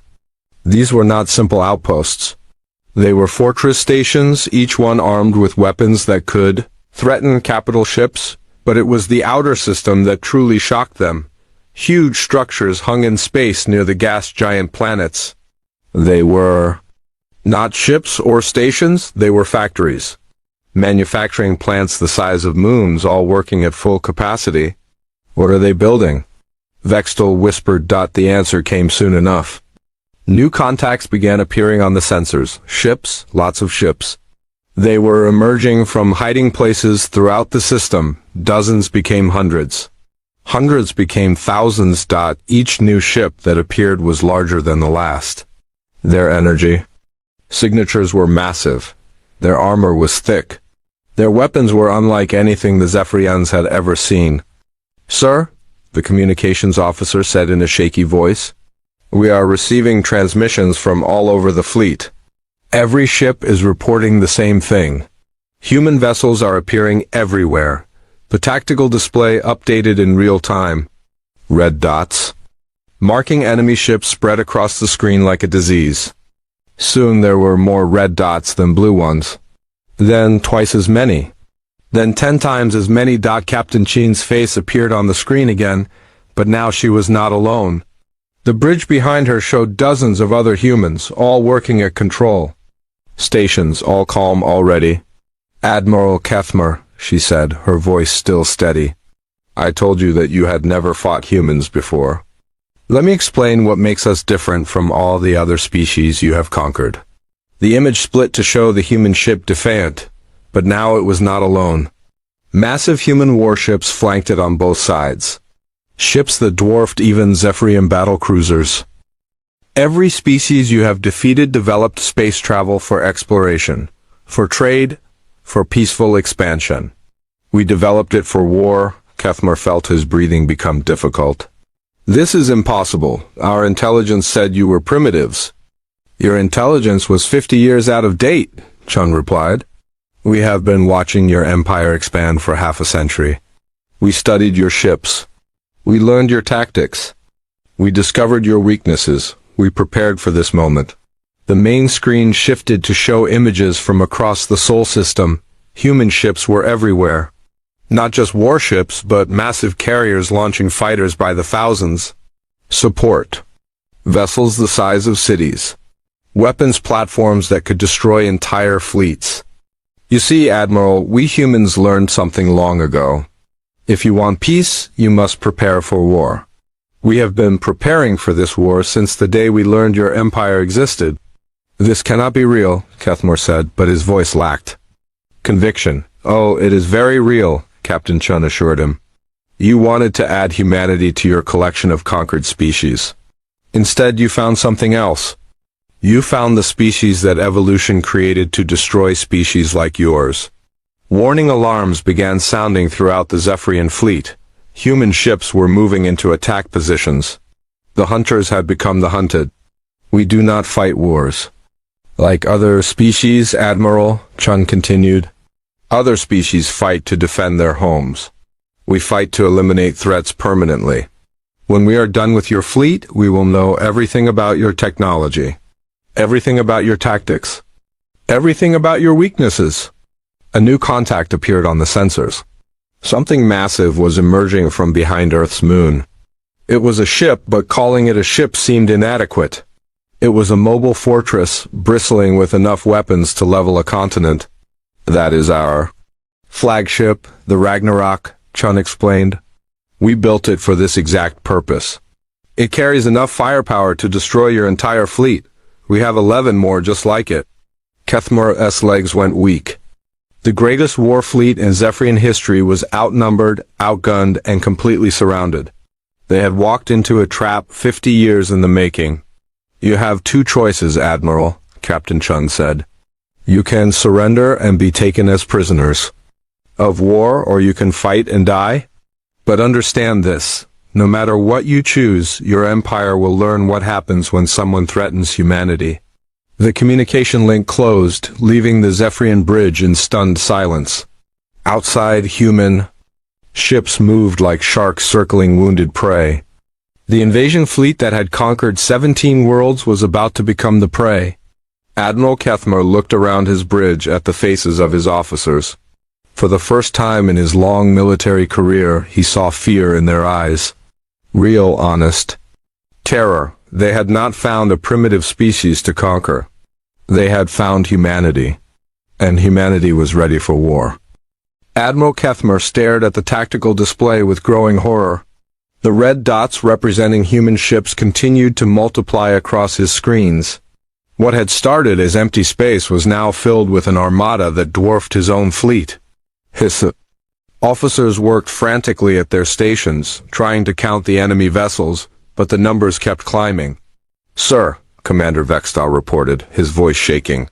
Final count shows over 3,000 human ships. And sir, they are still appearing. 3,000 ships. Kethmer had brought 200 of the finest warships in the Zephyrian Empire. Ships that had never known defeat. Ships that had conquered 17 civilizations. Now they faced odds of 15-1 against an enemy they knew nothing about. How is this possible? Whispered the tactical officer. Our scouts reported a primitive species, single planet, basic technology. Captain Chin's image appeared on the main screen again. Behind her, the bridge of the human ship buzzed with activity. Humans moved with calm efficiency, preparing for battle with the same casual attitude they might use to prepare dinner. "Admiral," Chun said, her voice still maddeningly calm. "I can see the confusion on your face. Let me explain how we managed to surprise you so completely." The screen split to show images of human space, but it was not what the Zephyrians had expected. Instead of a single world with primitive colonies, they saw a vast network of fortified systems. Massive space stations orbited every planet. Asteroid belts had been turned into weapons platforms. Even the moons bristled with defensive installations. 50 years ago, our deep space sensors detected your empire, Chun continued. We watched as you conquered the Altarians. We studied how you destroyed the Centauri Republic. We learned from every species you defeated. New images flashed across the screen. Human factories working around the clock. Shipyards the size of small planets churning out warships. Entire worlds dedicated to weapons production. We realized that first contact with your empire would not be peaceful. So we prepared. Every human colony became a fortress. Every human ship became a weapon of war. Every human citizen became a soldier. Kethmore felt sick. The Zephyrian Empire prided itself on intelligence gathering. How had they missed preparations on this scale? Your spies were very good, Chun said, as if reading his thoughts. They reported exactly what we wanted them to see. A peaceful species focused on exploration and trade. A single world with small colonies, primitive weapons and defenses. The image changed to show human facilities hidden inside asteroids, entire fleets concealed within gas giant atmospheres, weapons platforms disguised as research stations. We have been fighting wars for 3,000 years, Admiral. We know how to hide our true strength. We know how to make our enemies see only what we want them to see. A new voice spoke from somewhere off-screen on the human bridge. Captain, all ships report ready for combat. Awaiting your orders. Captain Chin nodded. Thank you, Commander. Hold position for now. She turned back to face the Zephyrian Admiral. You have about 30 seconds to make a decision, Admiral. Surrender or fight. But know this, if you choose to fight, none of your ships will leave this system. Kethmar's mind raced. His training said to fight. A Zephyrian Admiral never surrendered, but his experience said to run. The tactical situation was hopeless. 3,000 enemy ships against 200, and the humans had chosen the battlefield. They knew every hiding spot, every weapons platform, every advantage. Sir, his weapons. Officer called out. Multiple human ships are locking targeting systems on us. Energy readings are off the charts. Through the viewports, Kethmar could see human ships moving into position. They moved with perfect coordination like a school of fish or a flock of birds. No wasted motion, no confusion. Each ship knew exactly where to go and what to do. How long have you been planning this battle? Kethmar asked. Planning? We have been planning this for 50 years, Chun replied. But we have been preparing for war much longer than that. Humans have been fighting each other for our entire history. We perfected the art of killing long before we reached the stars. The screen showed images from human history. Massive armies clashing on ancient battlefields. Cities burning under aerial bombardment. Weapons that could destroy entire continents. Wars that had consumed their entire planet for decades at a time. Other species developed space travel to explore the universe. We developed it to escape from the hell we had created on our own world.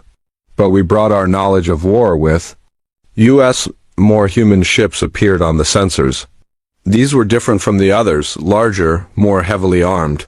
Their energy signatures were enormous. Those are our dreadnoughts, Chun explained. Each one carries enough firepower to sterilize a moon.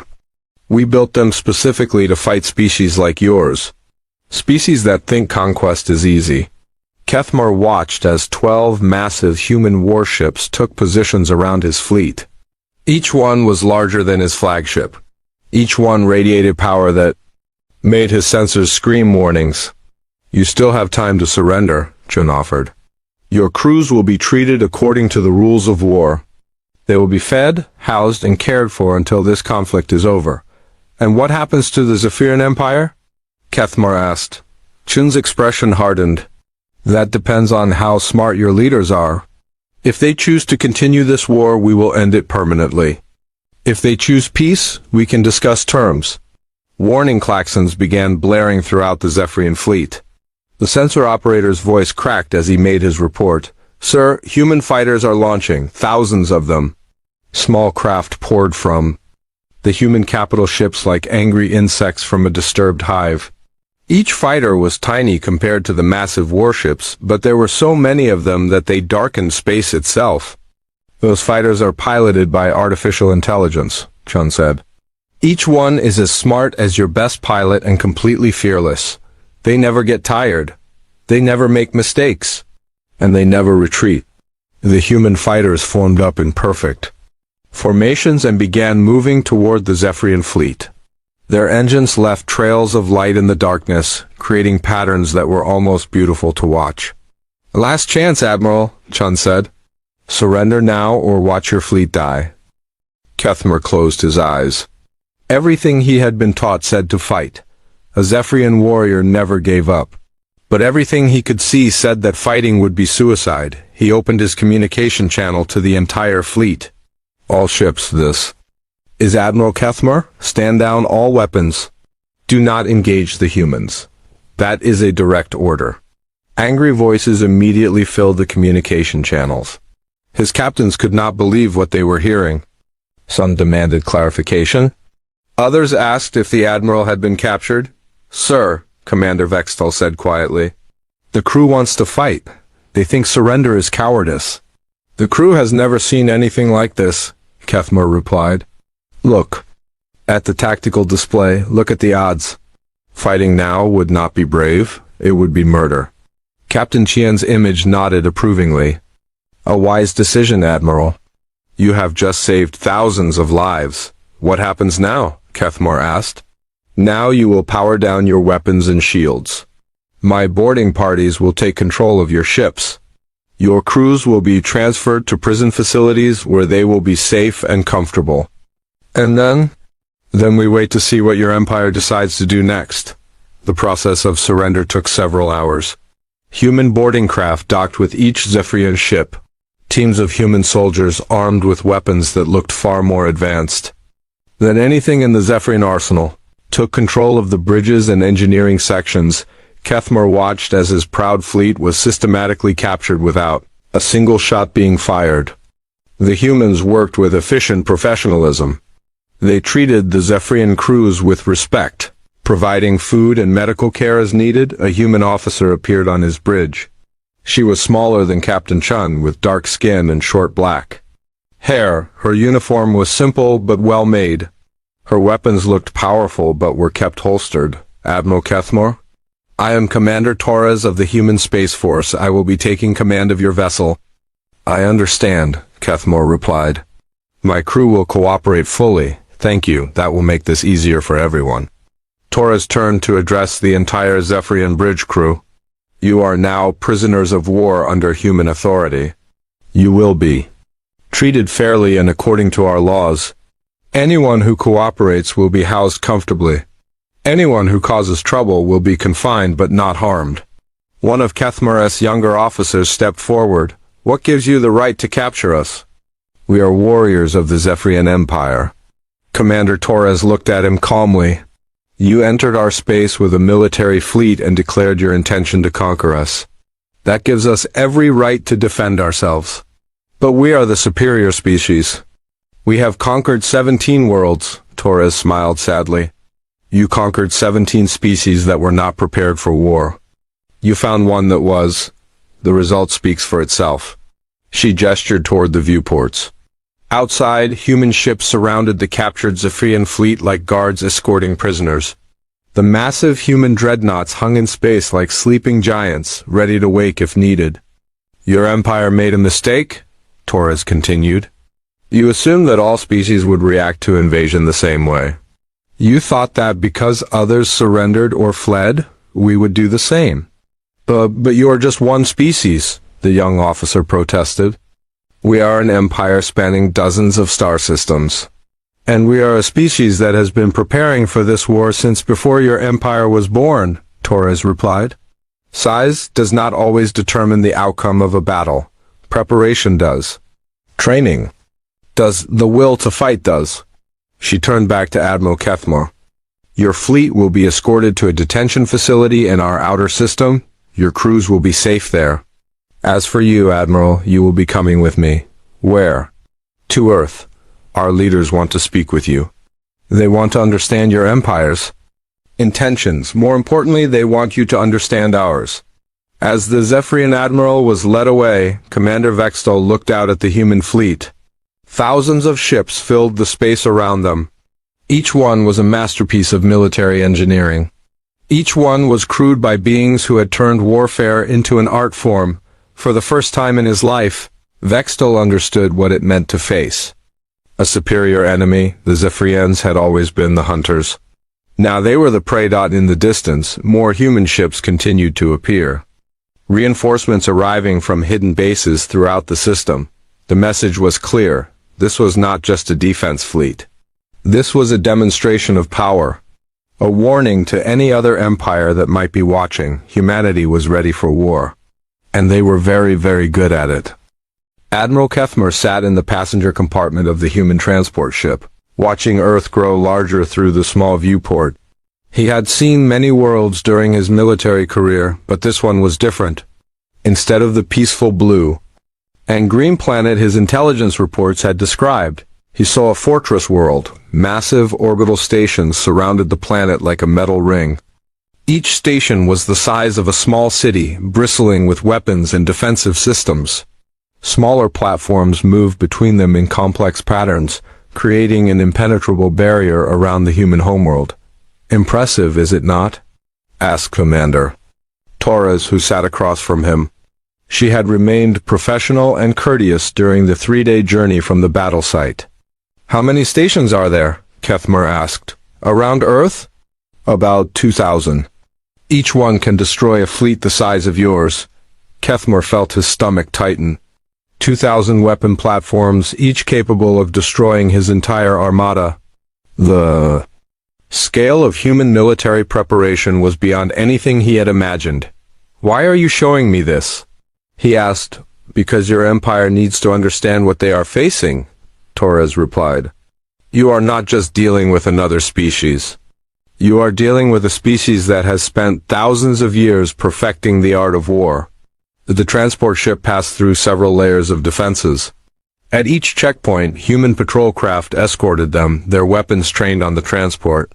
Despite the fact that it carried their own people, nothing was left to chance. As they entered Earth's atmosphere, Kethmore saw more evidence of human military thinking.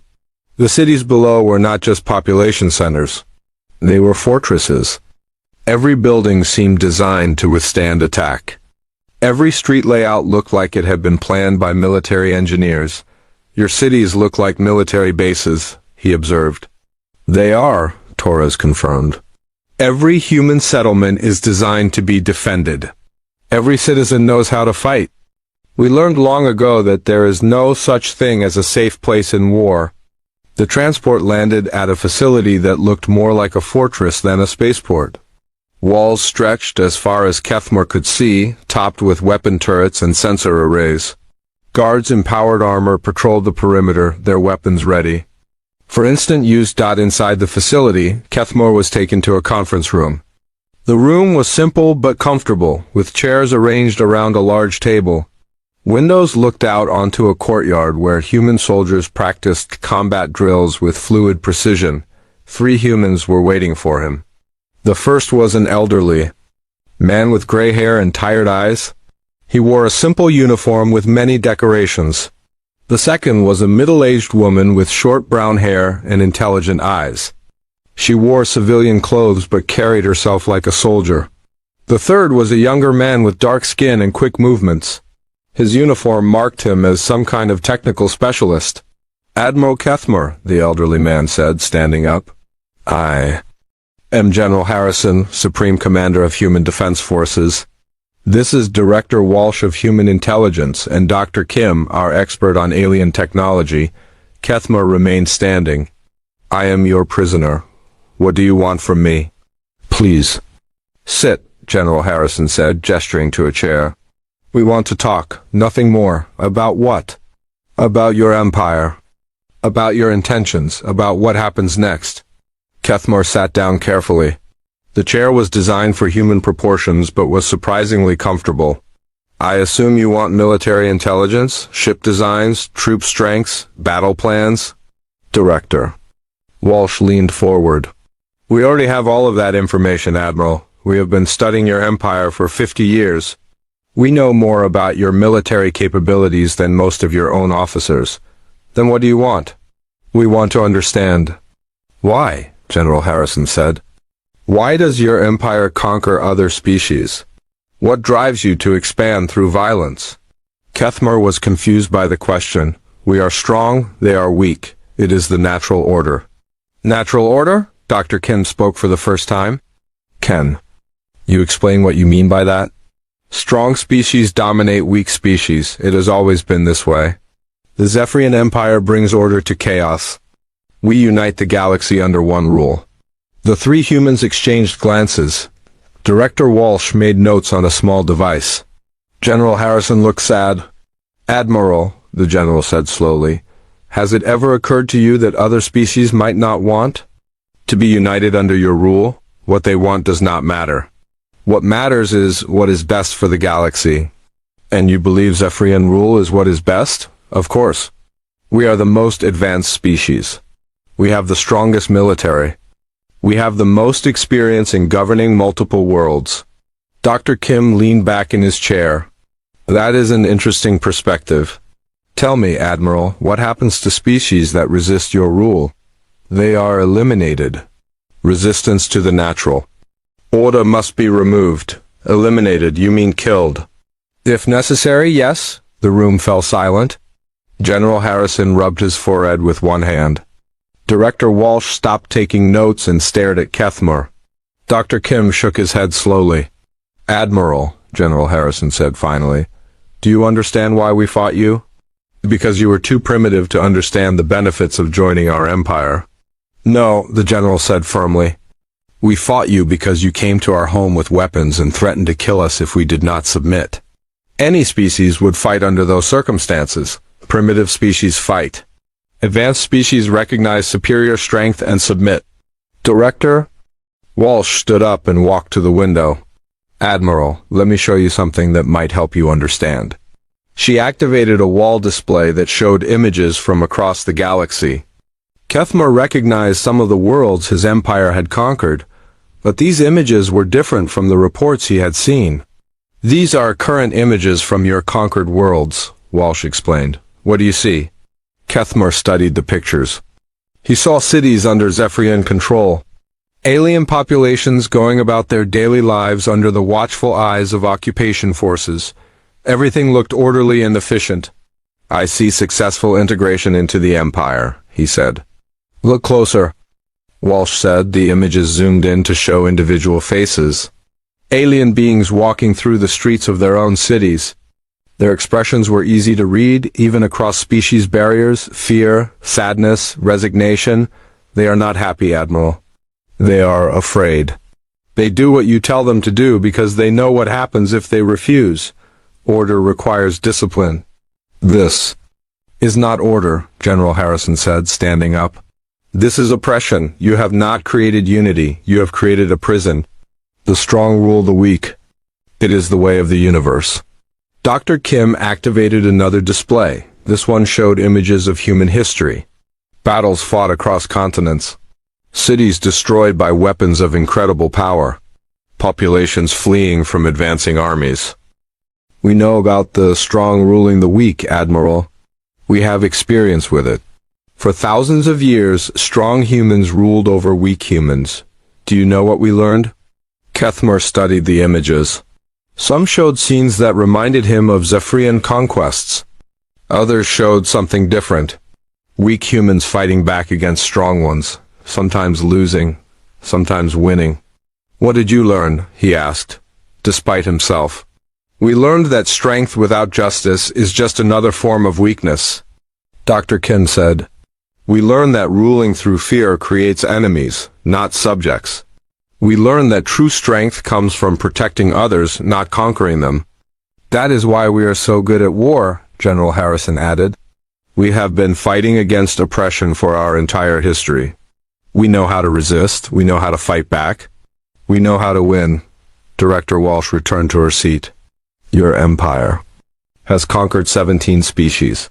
But you have not faced anything like humanity before. We are not just another species to be added to your collection. We are the species that specializes in defeating empires like yours. You are one species against an empire of dozens of worlds, Kethmore protested. Yes, General Harrison agreed. One species that has been preparing for this war for 50 years. One species that knows every weakness in your military doctrine. One species that has built an entire civilization around the concept of defeating you. The display changed to show human military installations throughout their space. Shipyards that could build 100 warships per day. Training centers where millions of soldiers learned the art of war. Research facilities developing weapons that made Zephyrian technology look primitive. Every human facility you see was built with your empire in mind, Director Walsh explained. Every weapon was designed to fight Zephyrian ships. Every strategy was developed to counter Zephyrian tactics. Every soldier was trained to kill Zephyrian warriors. But why? Kethmore asked. Why prepare for war with us specifically? Because we studied your history, Dr. Kim said. We watched how you operated. We saw the pattern. Conquer the weak. Eliminate the strong. Expand without limit. We knew that eventually you would come for us. So we prepared, General Harrison continued. We turned our entire species into a weapon designed for one purpose, to stop you. Kethmore looked around the room at the three humans. They spoke calmly, almost conversationally about building their entire civilization around the goal of destroying his empire. It was the most terrifying thing he had ever heard. What happens now? He asked. That depends on your empire, Director Walsh said. If they choose to continue this war, we will finish it permanently. And if they choose peace? Then we can discuss terms, General Harrison said. But understand this, Admiral. The galaxy has changed. Your empire will never again be the strongest military force. That position now belongs to humanity. What terms would you offer? First, immediate withdrawal from all conquered worlds. Second, reparations to the species you have oppressed. Third, complete disarmament of your military forces. Fourth, submission to a galactic council that includes representatives from all free species. Kethmore felt dizzy. You want us to give up everything, our empire, our military, our way of life? We want you to stop being a threat to other species, Dr. Kim said. You can keep your own worlds. You can govern yourselves as you see fit, but you cannot continue to conquer and oppress others. And if we refuse? The three humans looked at each other. General Harrison spoke first. Then we will come to your home worlds with fleets that will blot out the stars. We will dismantle your empire piece by piece. We will free every species you have conquered. And we will make sure that the name Zephyrian becomes a warning that echoes across the galaxy for 1,000 years. The room fell silent again. Kethmore understood now why Captain Chun had been so confident. Why the human soldiers moved with such calm efficiency. Why their entire civilization seemed designed for war. They were not just defending their home. They were ending an age of galactic oppression. And they were very, very good at it. I need to send a message to my empire, Kethmore said finally. Of course, General Harrison agreed. But remember, Admiral, this is not a negotiation. This is a surrender. The only question is whether your empire surrenders now or after we destroy it. The message transmission chamber on Earth was unlike anything Admiral Kethmore had ever seen. The room was filled with technology that made Zephyrian communications equipment look primitive. Holographic displays showed real-time images of his homeworld, Zephyr Prime. From thousands of light years away, General Harrison stood beside him as technicians prepared the quantum communication link. Remember, Admiral, this is your chance to save your empire. Choose your words carefully. Kethmer nodded, though his hands shook as he activated his personal command codes. Within moments, the familiar face of Supreme Chancellor Vorthak appeared in the hologram. The Chancellor's expression shifted from relief to confusion as he saw the human facility behind his captured admiral. Kethmer, thank the ancestors who are alive. Report on the invasion status immediately.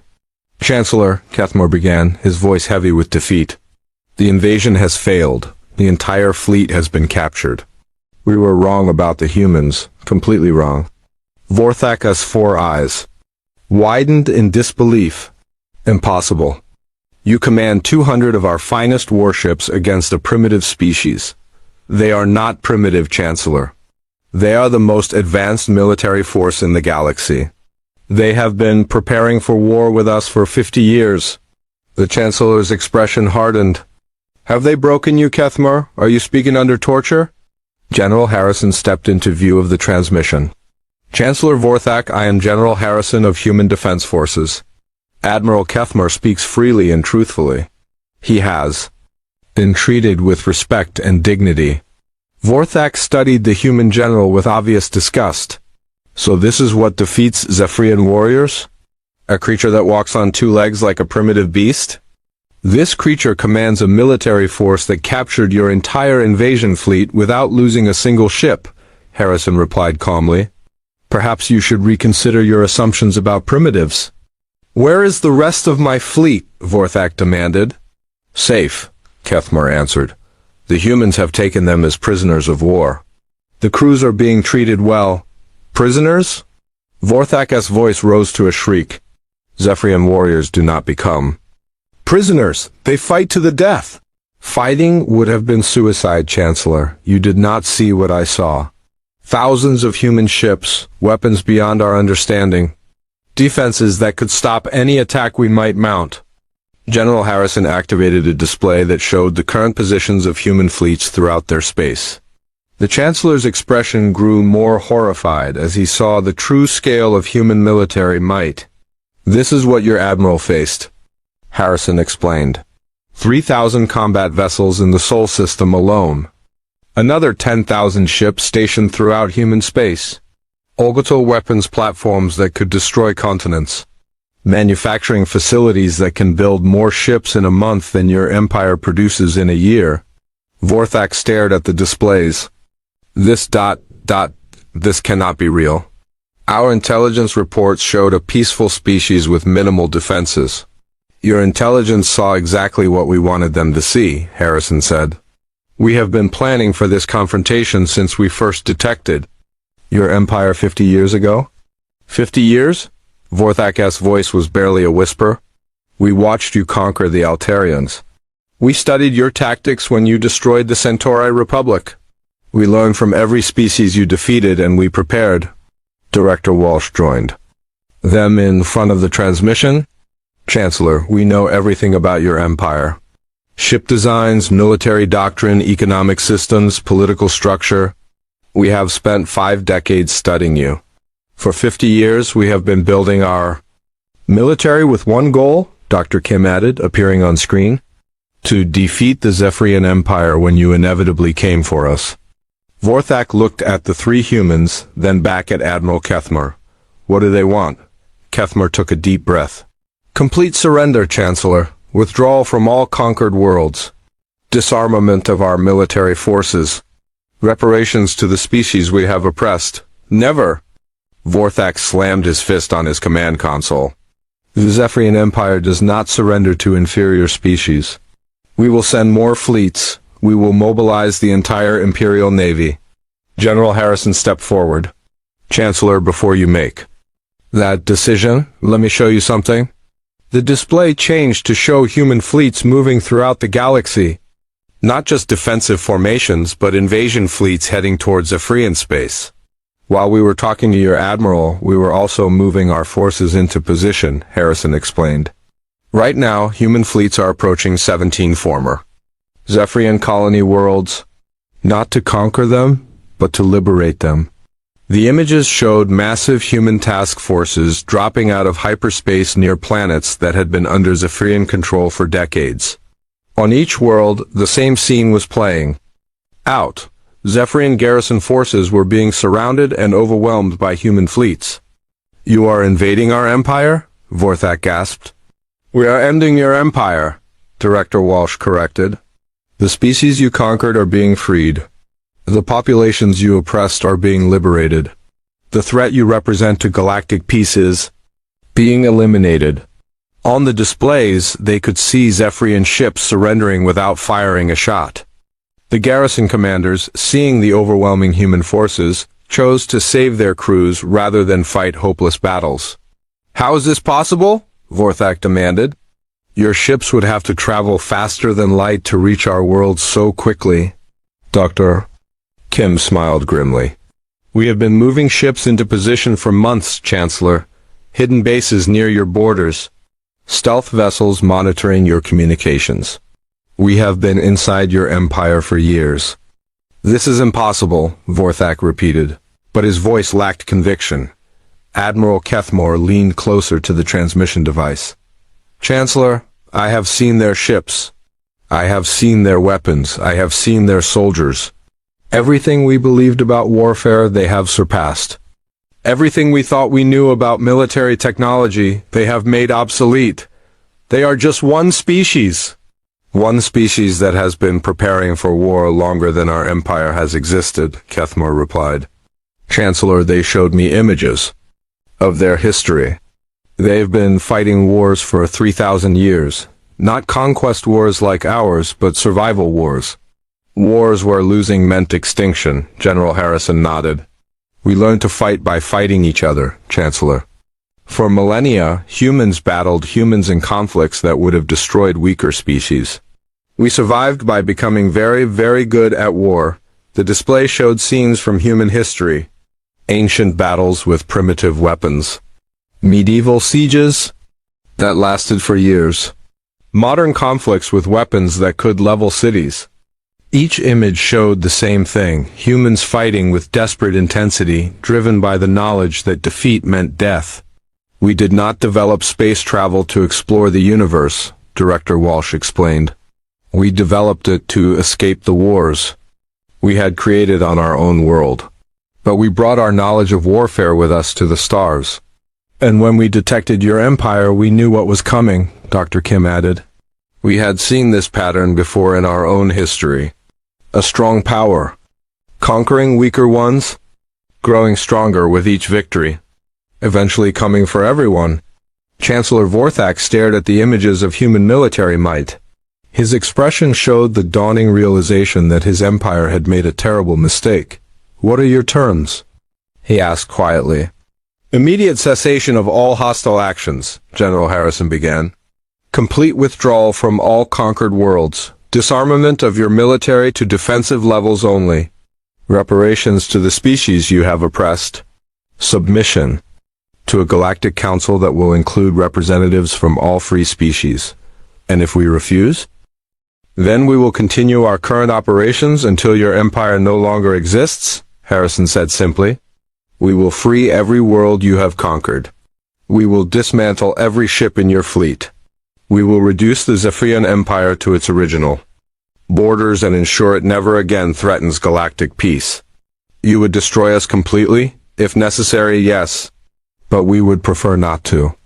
The Zephyrian people are not evil, Chancellor. Your government is, your military doctrine is, your imperial ambitions are. But your people could live peacefully if they chose to." Director Walsh activated another display. "We have been in contact with resistance movements on your conquered worlds, Chancellor. Did you know that every species you defeated has been planning their liberation? They have been waiting for someone strong enough to help them fight back." The images showed alien populations celebrating as human ships arrived. Former slaves throwing off their chains. Conquered peoples reclaiming their freedom. It was happening on world after world throughout the Zephyrian Empire. "They welcome us as liberators," Walsh continued, "because we are not coming to conquer them, we are coming to free them. Chancellor Vorthak closed his eyes. When he opened them again, he looked older, defeated. How long do I have to decide? 12 hours, General Harrison replied.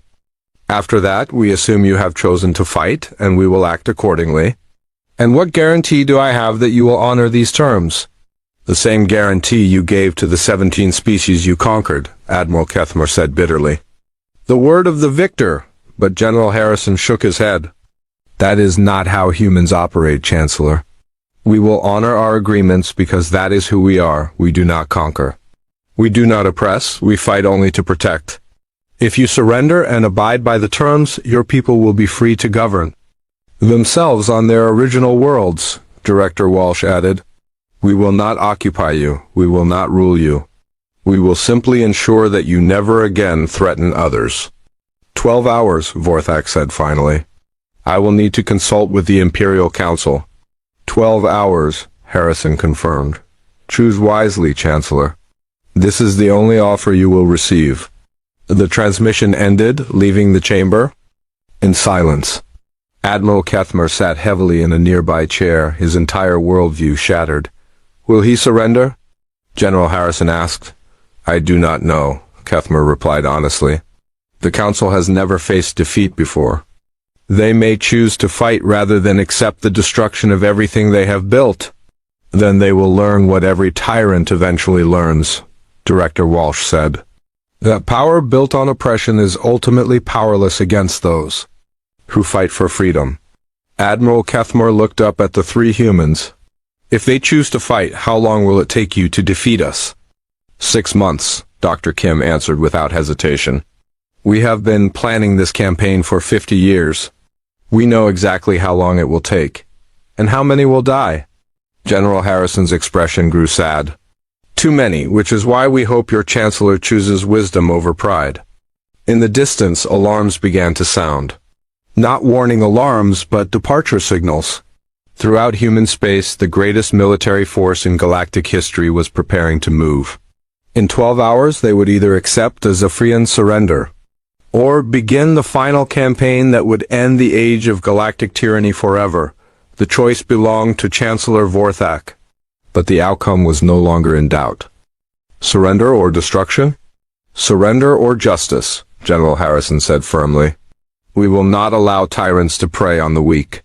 Chancellor Vorthak closed his eyes and sat back in his throne. The weight of his empire's history pressed down on him, centuries of conquest. Millions of lives lost in wars of expansion. Entire species enslaved or destroyed. I'm curious about one thing, he said without opening his eyes. Why did you wait 50 years? You could have stopped us at any time during our expansion.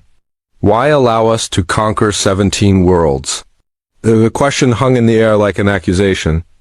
General Harrison exchanged glances with his colleagues before answering. Because we were not ready, he admitted. 50 years ago, we were still learning how to work together as a unified species. We were still building our technology and our military doctrine. We needed time to become strong enough to guarantee victory. So you allowed 17 species to suffer under our rule while you prepared? Yes, Harrison said simply. And that is a burden we will carry forever. But we learned from our own history that fighting before you are ready to win leads to defeat. And defeat would have meant that more species would suffer, not fewer. Director Walsh stepped forward. We made the hardest decision any species can make, Chancellor. We chose to wait until we could save everyone instead of trying to save some and failing. And now you can save everyone? Now we can end the age of galactic conquest forever, Dr. Kim said. Your empire was the strongest military force in the galaxy. If we can defeat you, no other species will dare to follow your example. Chancellor. Vorthak opened his eyes and looked around at his advisors. Some still urged him to fight. Others had already accepted the inevitable. The old order was ending. The question was whether it would end with surrender or destruction. If I surrender, he said slowly, what happens to me personally? You will be tried for war crimes, General Harrison said without hesitation. The species you conquered have the right to justice, and if I am found guilty, that will be up to the galactic court we intend to establish. Representatives from all free species will participate in the trial. I could be executed, you could be. That is the price of the choices you have made. Vorthak nodded slowly. He had known this moment would come eventually. Every tyrant in history had faced the same choice in the end: die fighting or face justice. And my people? The ordinary citizens of the Zephyrian Empire? They will be free to build a new government based on peace instead of conquest, Director Walsh assured him. We have no quarrel with your people, only with your government's actions. Very well, Chancellor Vorthak said finally. I surrender. The words echoed through the communication chamber like a thunderclap. Admiral Kethmore felt something inside his chest loosen for the first time in weeks. His empire was finished, but his people would survive. I formally surrender the Zephyrian Empire to human authority, Vorthak continued. I order all military forces to stand down immediately. I accept responsibility for the crimes committed by our government. I submit to galactic justice. General. Harrison nodded gravely. Your surrender is accepted, Chancellor. Military operations against Zephyrian forces will cease immediately. Your people will be treated fairly and with dignity. Across the galaxy, the news spread at the speed of light. On every world, human commanders received the same message. The war was over. The Zephyrian Empire had surrendered unconditionally. On the liberated worlds, alien populations celebrated in the streets. After decades of oppression, they were finally free. On Zephyrian worlds, the population reacted with shock and confusion. Their mighty empire had fallen without firing a shot. In the communication chamber on Earth, Admiral Kethmore watched as history changed forever. The age of galactic conquest was over. The age of galactic cooperation was about to begin. What happens now? He asked. Now we build something better, General Harrison replied. A galaxy where species work together instead of fighting each other. A galaxy where the strong protect the weak instead of preying on them. And if someone tries to build another empire, then they will face the same choice your Chancellor just faced, Director Walsh said. Surrender or face the united opposition of every free species in the galaxy. Admiral Kethmore looked out through the chamber's windows at the Earth below. A world that had nearly destroyed itself through war, but had learned to channel its violent nature toward protection instead of conquest. Will it work? He asked. Can species really live together in peace? Dr. Kim smiled. We are about to find out, Admiral. For the first time in galactic history, we are about to find out. The transmission to Zephyr Prime ended, leaving the chamber in peaceful silence. Outside, human ships began standing down from combat alert. The greatest military operation in galactic history was over. The future was just beginning. In systems. Across the galaxy, former enemies began the long process of building something unprecedented, a galactic civilization based on cooperation instead of conquest. It would not be easy, it would not be perfect. But for the first time in millennia, it would be free. And watching over it all, ready to defend that freedom against any threat, stood humanity. The species that had turned the art of war into the science of peace. The 12 hours passed like a lifetime. Admiral Kethmore sat in his quarters on Earth, watching news feeds from across the galaxy. On every Zephyrian world, the same scene was playing out. Human fleets had arrived and were waiting in orbit. Not attacking, not bombarding. Just waiting. The humans had positioned their forces with surgical precision.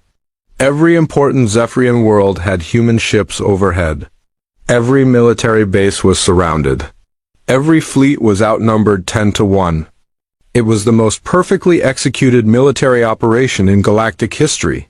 General, Harrison entered the quarters without knocking. His face was grim. It is time, Admiral. The 12 hours are up.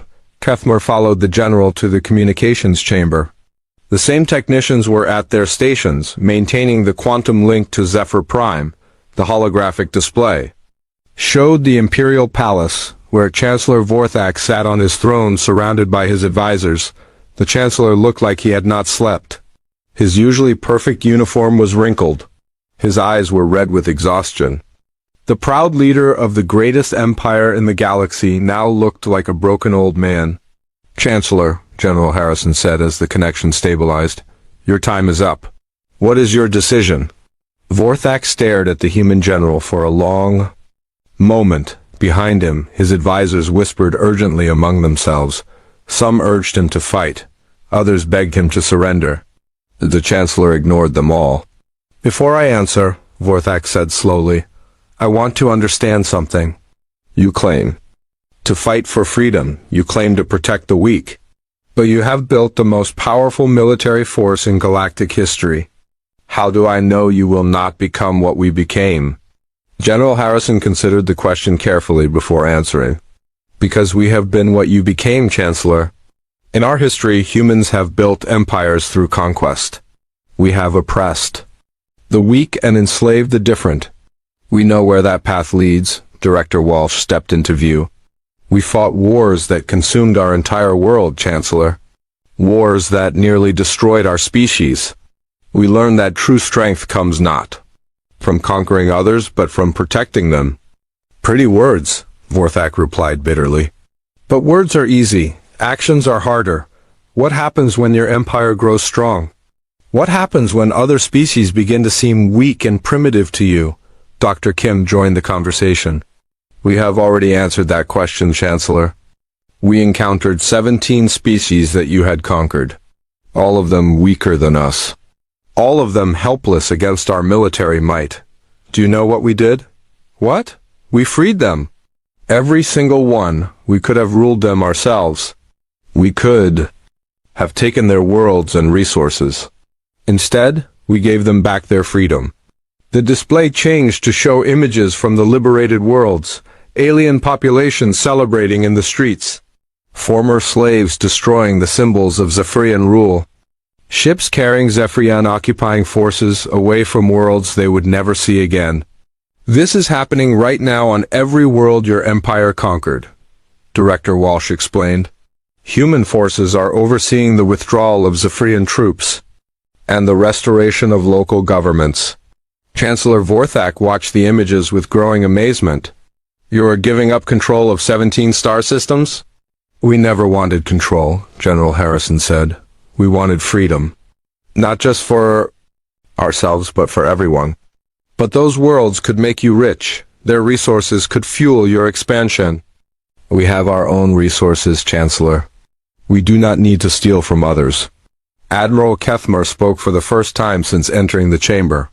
Chancellor, they showed me their manufacturing capabilities. They can build more ships in a month than we can in a year. They do not need to conquer worlds for resources. They can create everything they need. How is that possible? Dr. Kim activated another display. Automation, Chancellor. Artificial intelligence.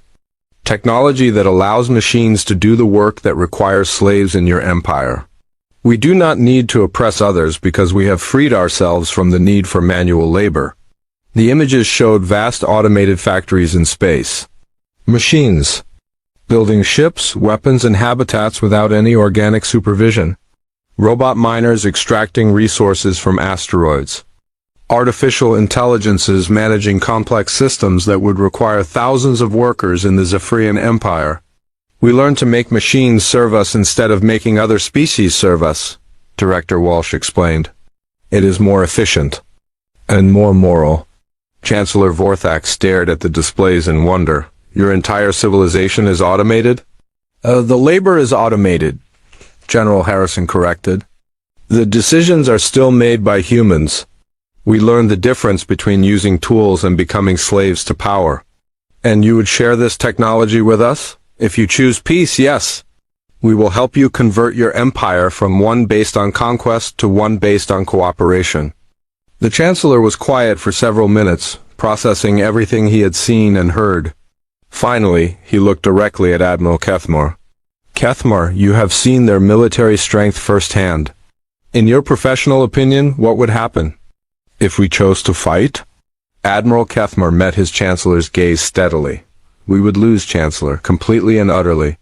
They have more ships, better weapons, superior tactics, and 50 years of preparation. Our entire fleet would be destroyed within weeks. Weeks? If we were lucky, more likely days.